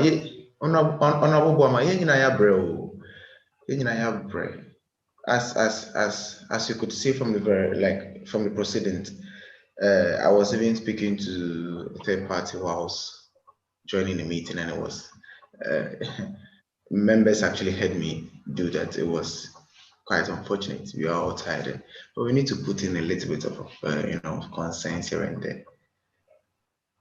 Oh, I pray one way beside. If it will not be effective, honorables, why don't we close and come when we are refreshed? Because this will not help us. There are penitent issues to discuss today. Where we are going, the voting that we are going, and today some of our leaders have been observing the review, and they've brought some hot issues.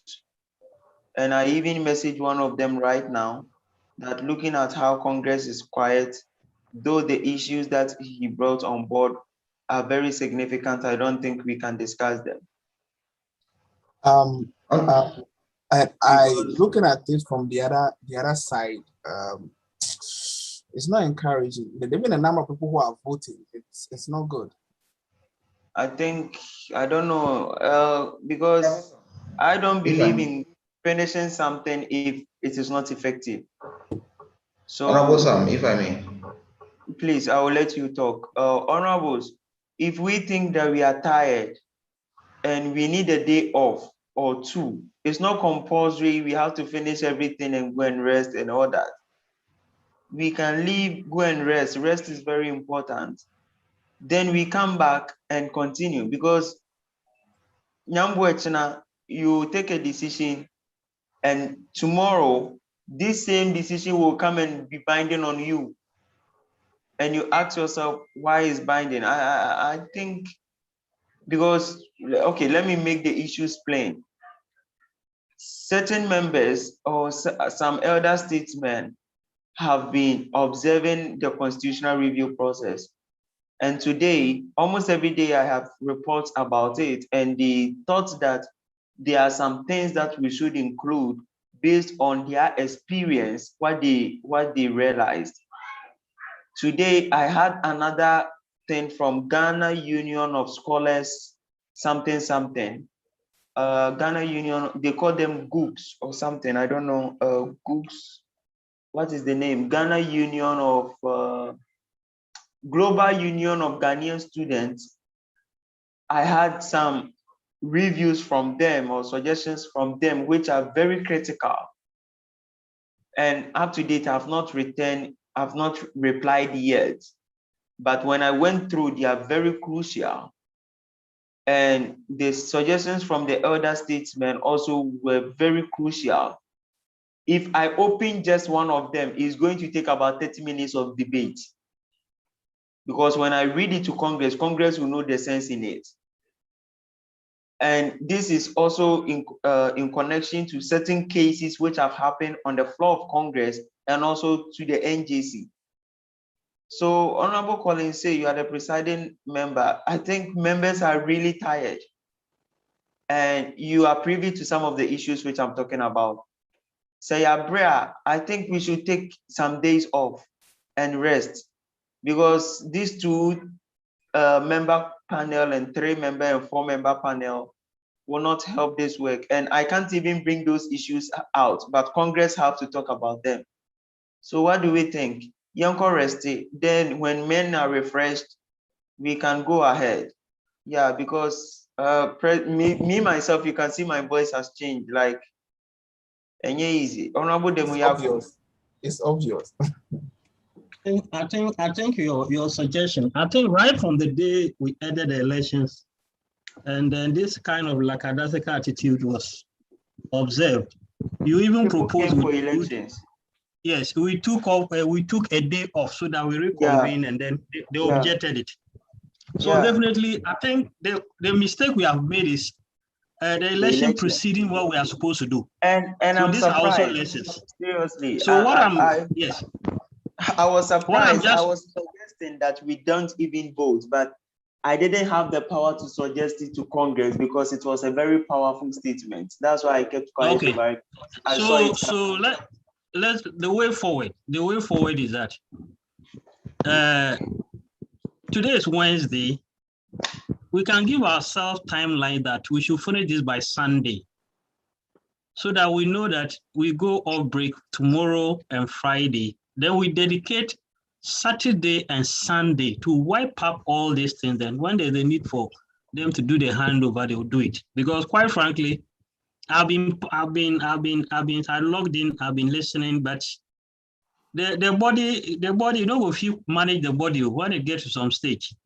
So your suggestion of us postponing, I think it will help us so that we will rekindle that excitement on the delegates platform.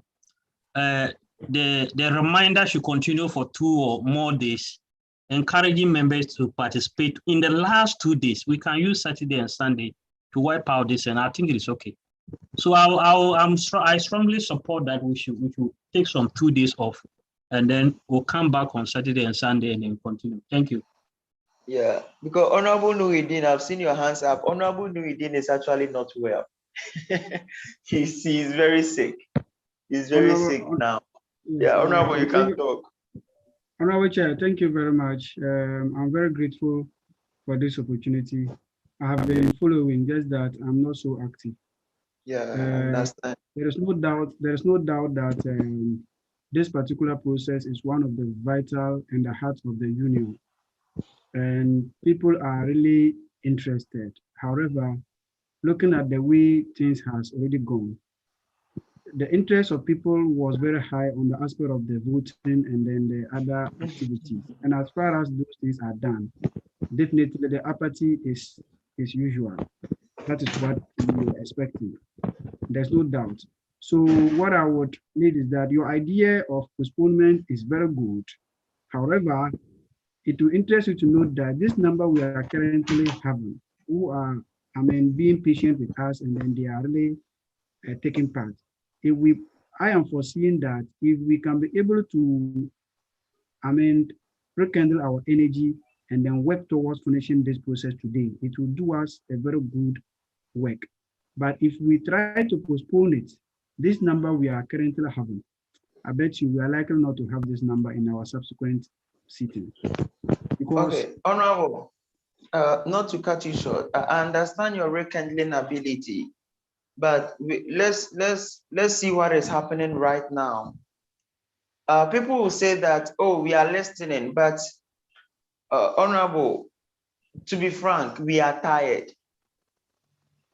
And as Honorable Demuyako mentioned, if the body is tired, there's nothing you can do. And it is evident, members are not talking. And there are crucial issues I have mentioned. Let me bring some of them on board. One elder statesman contacted me based on precedents and cases. The person is suggesting a transitional team. We have issues of Congress last year, certain Congress decisions that were taken, and I've been contacted that we should look at them in order to really state who can qualify as an executive. The third issue has to do with some members have been struggling to be national executives. Why? Not because they are not capable, but because they've not handed over. And in our constitution, before you can become a national executive, you have to hand over everything that you are doing either at the chapters, I stand to be corrected, or at the members or something level before you can hand over. But what if someone wants to take a national position, but the person hasn't conducted elections to hand over at the chapter level? These are crucial issues. If I bring only one of them on board right now, it can take us about 30 minutes of debate. And we don't need 3 people or 2 people to talk about it. These are extensive issues. So looking at the atmosphere right now with these critical situations, I suggest we take the right decision, because we can finish the review, but we've not finished the review. You and I know. Let's just observe what is going on. Yes, I agree with you totally. I agree with you totally. Yeah. So what other strategy do you think we can be able to adapt so that when we can be able to, do justice to this work? Because looking at it, it's not so much. What is left is very scanty. I believe we can be able to. Honorable Sam. Honorable Salon, please you can raise your hand then. Please. Sorry. Yeah, thank you. Honorable Dean, what is left is very scanty, but the issues on board are very crucial. What is left is scanty, but the issues on board are very crucial. The only advice that I will give is let's go and rest, because members are tired. Medical students are here and doctors are here. You know, we can the rest, but only advice for a tired body is resting. I think it's a good idea. It's a good idea. Let's listen to the others. Because right now the suggestions that are coming are because people want us to finish and we are over it. But you and I know that before this time, many members were not talking. Honorable Boama, you can go ahead, please. Yes, sir. Thank you. I suggest that if we agree to go on the break, we should tax the chapter executives to make sure that in our next conveyance, like in a day or 2, all the members they registered for Congress reports for Congress for us to finish. If not, there should be a sanction for the chapter executives. If not a fund, a funding or anything, levy, that if you fail to present all your members in which you registered and agreed for them to attend this Congress, then this fund goes to you. My suggestion. Thank you, Let's go on the break. Thank you. Thank you. Honorable Salom. I'll take Honorable Salom and Honorable Rachel, then we close. I was just going to say that it's not only that people are not talking, they are not even voting. Yes, true. So they are not voting. So it makes the problem even worse. It looks like someone has joined or phone not to the baby now to say online class. Honorable Rachel, you'll be the last person. Thank you very much, Mr. Chair. So I wanted to say that Saturdays and Sundays are quite busy days for some people, especially Sundays. So the break is very much needed, but I suggest it should be tomorrow, and then we should resume on Friday and Saturday, so that we don't have members complaining they have important things to do, especially those of us who go to church on Sunday. Thank you very much. Thank you. Honorable Nash, let me give you the advantage, okay? Honorable Nash, go ahead. Hello, yes. Good evening, Chair. Good evening, sir. Someone just talked about sanctioning executive or something. That's what I want to just talk on. Like, I'm the president of Anhui. I have my delegates. I have talked to them. I am always present, but they are not there. So are you going to sanction me for what? I guess. I don't know. I talk to them. I put on the platform, talk to them to join, and they are still not joining. I'm always there. So if you want to give sanction to the leader, that means you will be punishing me for nothing. But I'm always present. Thank you for that. Honorable Bendesh mentioned yesterday no, 2 days ago that he was going to publish a list. So if we agree on this break, I will leave it to the presiding member to take care of this. But if we agree on this break, please, Honorable Bendish, Congress voted on it. So please do the necessary directives which you propose and reduce the number at Congress as soon as possible, as Congress voted, so that we know that you've carried out what you said you suggested to us and we voted on it. Please, Honorable Vendish. So Honorable Collins, presiding member, we leave it to you, and as the debate has gone on, maybe we can decide when to convene next time or that, because boys not bread. Honorable Collins, are you here? Honorable Collins, and I'm on Temenka. I think Presido is not here, but I had network challenge, so I left the meeting. I just joined, so I don't know what has transpired. Sorry. Hey, okay, SG, Congress, or let me say, some of the members are of the view that we should close and go and rest and decide on a day for us to come back and continue with a refreshed energy and the strength that we need. So some of the only suggestion that we had was Friday and Saturday for this, or Friday or Saturday. Let me say that, because we can use one day to finish this, because the response rate is very down. The voting rates, people are not even voting, but they've joined the meeting. Yeah, so that is the discussion. Wow. Honorable Sam, I thought you said we will finish today. Yes, we were finishing, but the debating people are not contributing, and voting people are not voting. It's only 2 or 3 members only seconding. When you ask for views, the House is quiet, and members are of the view that it's true, they are tired, and their mind is tired. Yeah, so it's not let's finish, but is the participation, because we have very important issues also to discuss per our elder statesmen who are observing. Yes, please. If I may. Okay, you can go ahead, but on what are you talking about? The very issue to which you are tackling right now. Okay, you can go ahead. Thank you very much, Honorable Sam. To Honorable SG, yes, we agreed that we are supposed to finish this constitutional review today, and we're hoping to finish.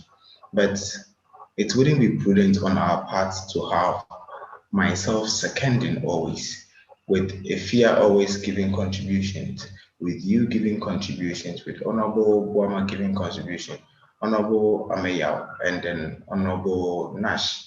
So if you should count the number of participation, it is even less than 10 sometimes. And then, yes, I forgot to add Honorable Thompson. So if you add the chair, who is Honorable Sam, and if you add a couple of members who are actually contributing, so let's say 10 people are, less than 10 people are contributing, and we have about 45 people, and we're going to vote, and we're going to see about 16 to 18 people voted out of the 45. Where are the rest? If we should continue, the decision will be of the view that, okay, only 10 to 12 people actually made a decision, and those behind sometimes even listen, or sometimes don't even listen, just vote because they want, because they are here and they are just listening to it, and they are just voting. That is why, Honorable, like we brought up to the suggestion that either Congress adjourned, take a rest, come back, and we have the successful, because we can't have over 40 something people here. And even if, let's say, 10 people contribute to the mechanism argument, now half of the 44 voting, then it means members or delegate members are not really into what you are doing. which is so Okay, bad. I get you, Honorable Clement. Thank you very much. Okay, so Honorable Sam, now the plan was we finish today, we give the NJC 3 days to compile the amended clauses and the articles, then we have the amended constitution by Sunday. So now if we adjourn Congress today and probably come back Saturday, how is the NJC going to work on the amended constitution for us to get it on Sunday? Honorable Francisca, let's talk about this backstage because there have been new developments. Let's talk about this backstage, rather. Okay, so you can assure Congress that if we adjourn today and resume Saturday, we will still have the amended constitution by Sunday so that we can hand over. I said let's talk about it backstage. So if the decision is made, we can communicate to Congress on the WeChat page. Okay. Yeah, I cannot give assurance now. I can't promise if I can do it. Thank you. Thank you very much. Okay, congressmen and women. Wow, it hasn't been easy. We are really sorry, but we have to do it because it's part of Congress business and we needed to do it. But as you've all suggested that we go on break, maybe for 1 or 2 days, then come back the next 3 days with fresh mind, fresh ideas so that we'll be able to contribute. I think it's very laudable. So, but would have to vote on that so that it wouldn't be a decision by few members. So someone should move a motion that we adjourn Congress today. So the first motion should be adjourning Congress today and resuming later. Then the second voting will be the day to which we should resume. So honorable members, please, let's move a motion for the first one and vote on that. Then we'll come to the second one. Honorable Francisca, if I may. Yes, please. I, Honorable Clement of Nanjing Chapter, do hereby move the motion that Congress should be adjourned so that we go take a rest and come back with an approved day from Congress. Thank you. Thank you very much. Please, any seconder? I, Millicent Aziku of Hujo Chapter, second the motion. Thank you. Thank you very much. Third team, please help us to do the voting. So please, if you accept, it means we should adjourn Congress. If you reject, it means we should continue with the review. So please, let's cast our votes.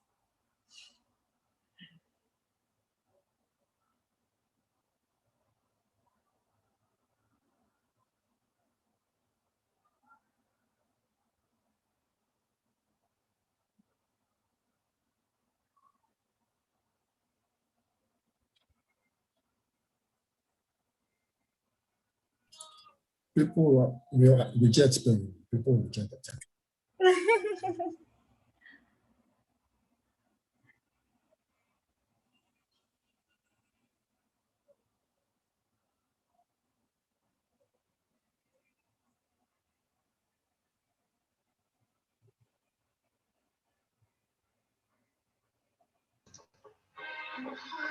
Honorable Chair, if you can see the vote being casted, I am privy to see the total number of votes casted. We are 42. Only 26 people voted. Oh, okay. Okay. So let's take this for now. So the majority accepted that we adjourn Congress and resume later. So the second voting will be which day should we resume? Please, can I talk? Yes, please. Please, I feel we should resume on Friday and Saturday because Sunday are the busy days for some of us. Some of us will go to church. Some of us will prepare for the next day, the Monday. It don't call way school still. So Friday and Saturday is cool for me. Okay. Thank you very much, Honorable Efia. Please, any other suggestion? I Honorable think member. Fridays are also busy day for some of us. So also go for Saturday and Sunday. Okay. Honorable Muhyiddin. Honorable SG, thank you. I was of the opinion that this particular days of voting could have been handled by the LOC because if you allow us to talk about it, it would be splitted. I don't know Exactly. whether I support that. so let's drop that issue and then allow the LOC to give us a day. Whatever day they came out, I mean they will come out with. I think we'll unanimously accept it and move on. Thank you. Okay, thank you very much. I support that, please. Okay, please, who is speaking? Martin is speaking. The chair, Honorable Secretary. The whole thing is that, as my other Honorable just said, we should just give it to the LOC because every day is a busy day for someone. Okay. Okay, thank you very much. So someone should move a motion, then we vote on that. I, Saibu Muhyiddin, member of NGC, move a motion that LOC should decide the day of adjournment of Congress for us to continue subsequently. Please, you said the LOC should decide the day of Congress. Is it Congress resuming continuation. or okay? Congress continuation. Okay, thank you very much. Please, any seconder? I, Stephen Aseapia of Nanjing, chapter second to the motion. Thank you. Thank you very much. Tech team, please help us to do the voting quick. Okay, so if you accept, it means LOC should come up with a day for us to resume Congress. If you reject,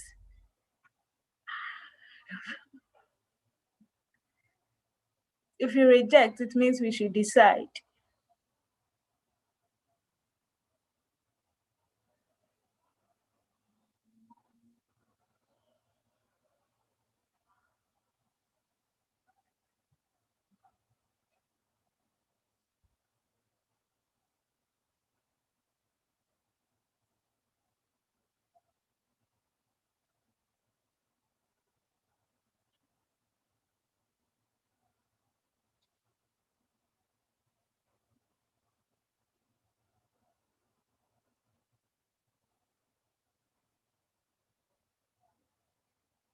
Tech team, please, can we get the results?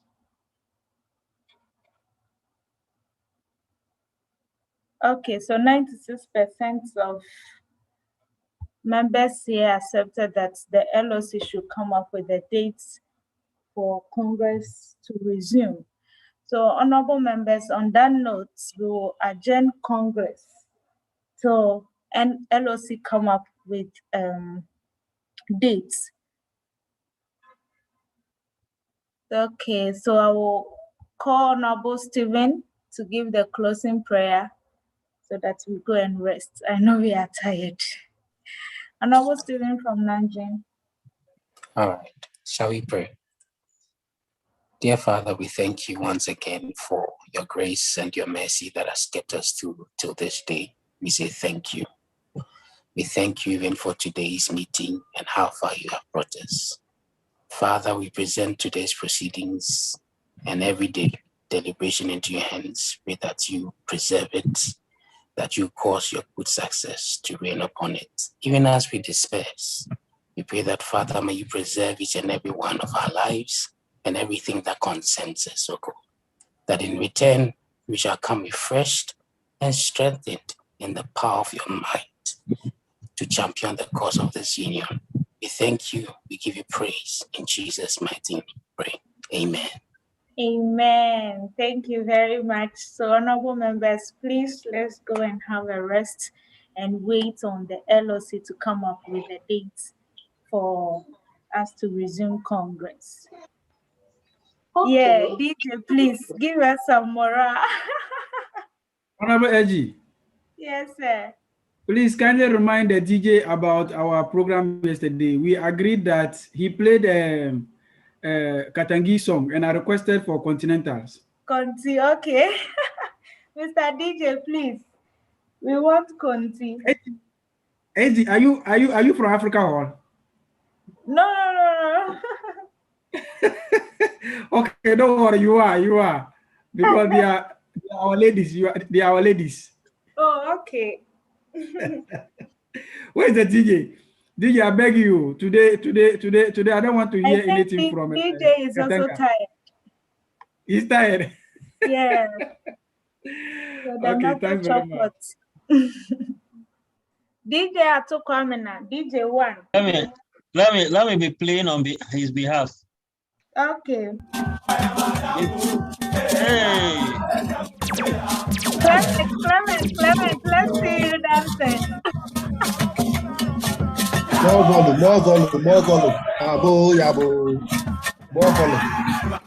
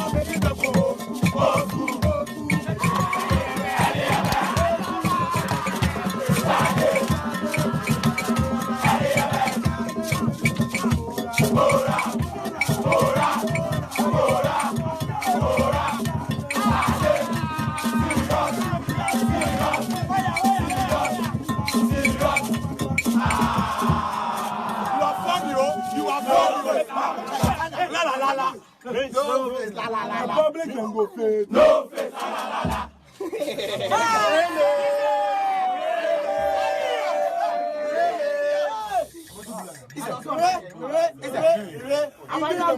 No face, la la la. No face.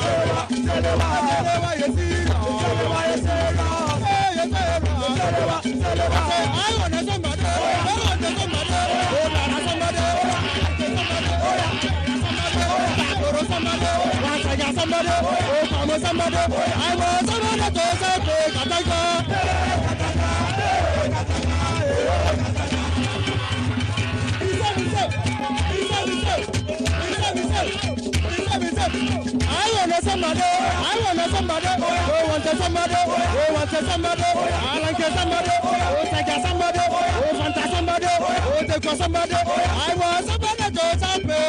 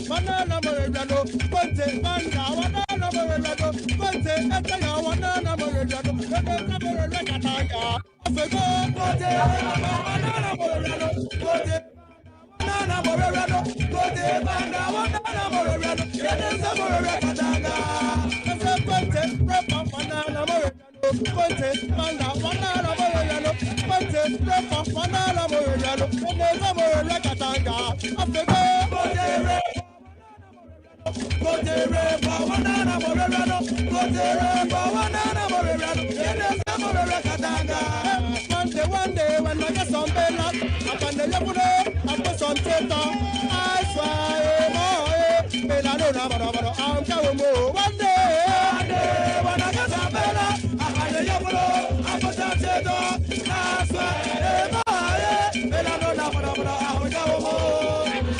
one day when I get some bella, I find the yabuno, I put some teta, I swear, bella no na I'm going one day when I get some bella, and the yabuno, I put some teta, I swear, no I'm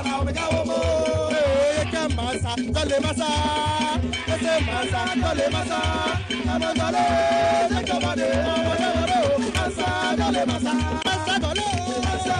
Masa,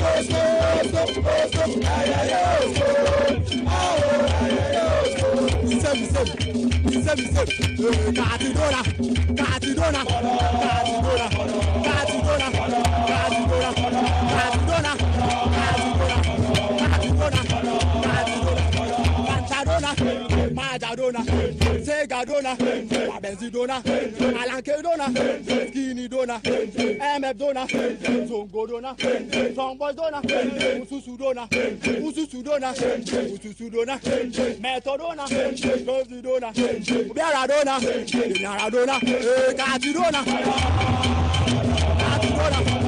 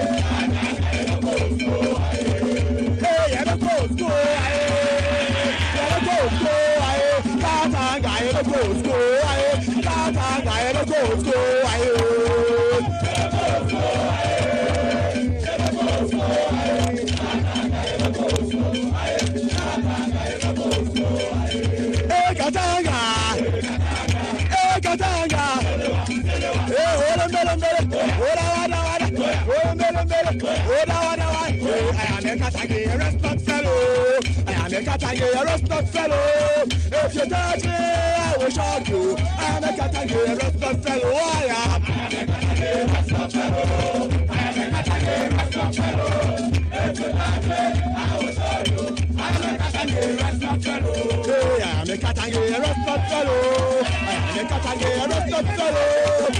touch me, I will shock you. I am a Katange, rest not fellow. I am a Katange, rest not fellow. I am a Katange, rest not fellow. If you touch me, I will shock you. I am a Katange, rest not fellow. I am a Katange,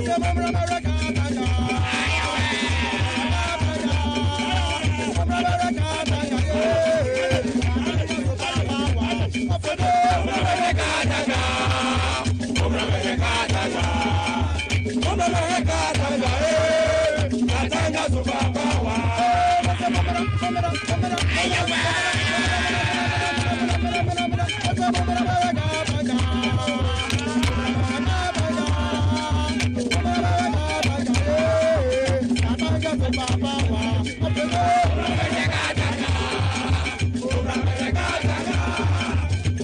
Katange, rest not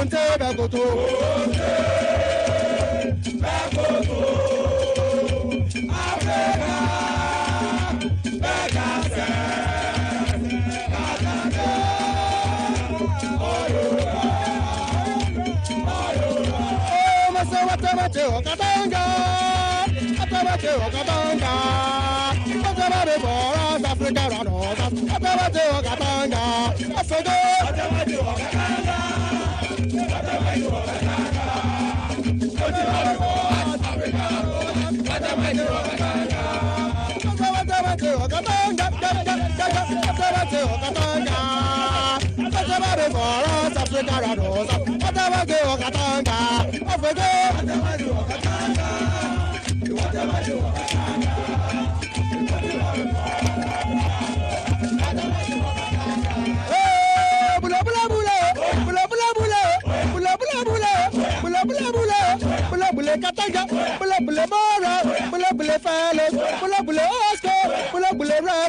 Now today we go moral. Now today we go charge. Now today we go school. Now today we go restaurant. Hey, salam alaikum. Salam alaikum. Salam alaikum. Salam alaikum. 1, 2, 3, 4, 5.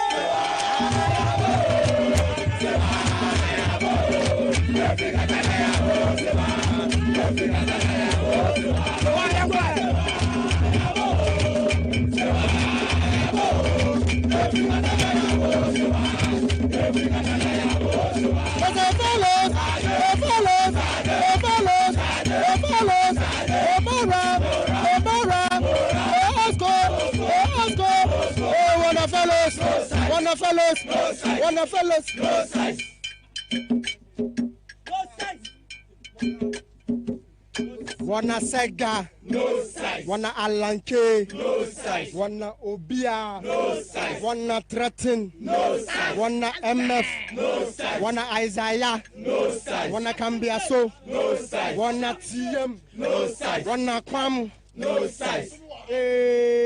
Wanna wa benze? No size. Wanna wa benze? No size. Wanna landlord? No size. Wanna body? No size. Wanna ninoi? No size. Wanna maja? No size. I wanna play? No size. Wanna complain? No size. Wanna skinny? No size. Wanna adult?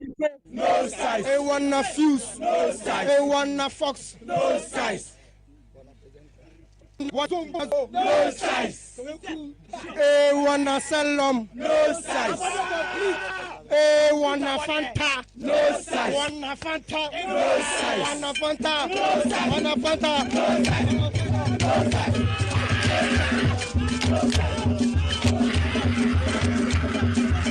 I want somebody. I want somebody. I want somebody. You want somebody. I want somebody to shine me better. I want somebody. I want somebody. I want somebody. You want somebody. I want somebody to shine me katanga.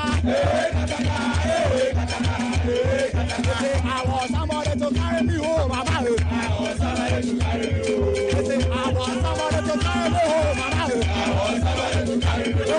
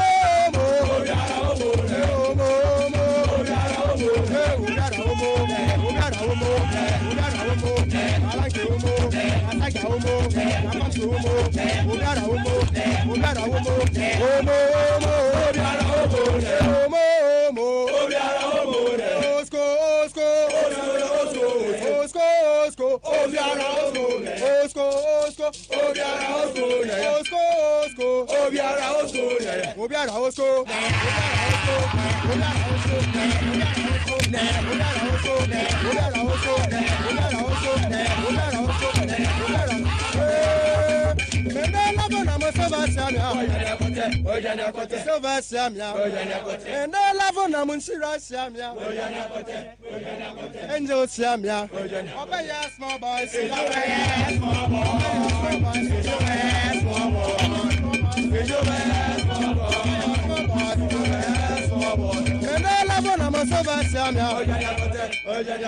Angel Siamia, Zuria Siamia, this is Siamia, Biara Siaya,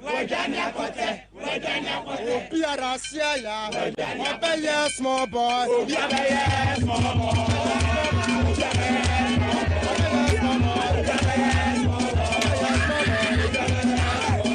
Mini Rubina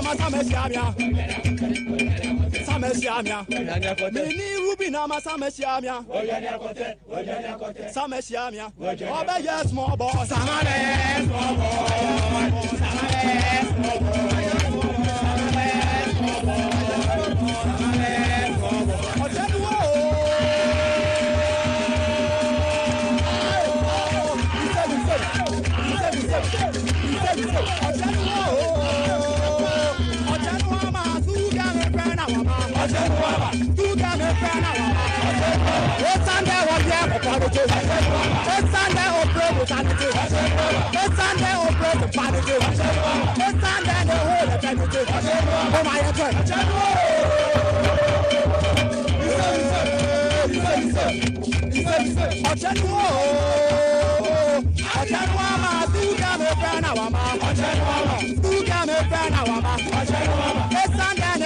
Sunday, modernity.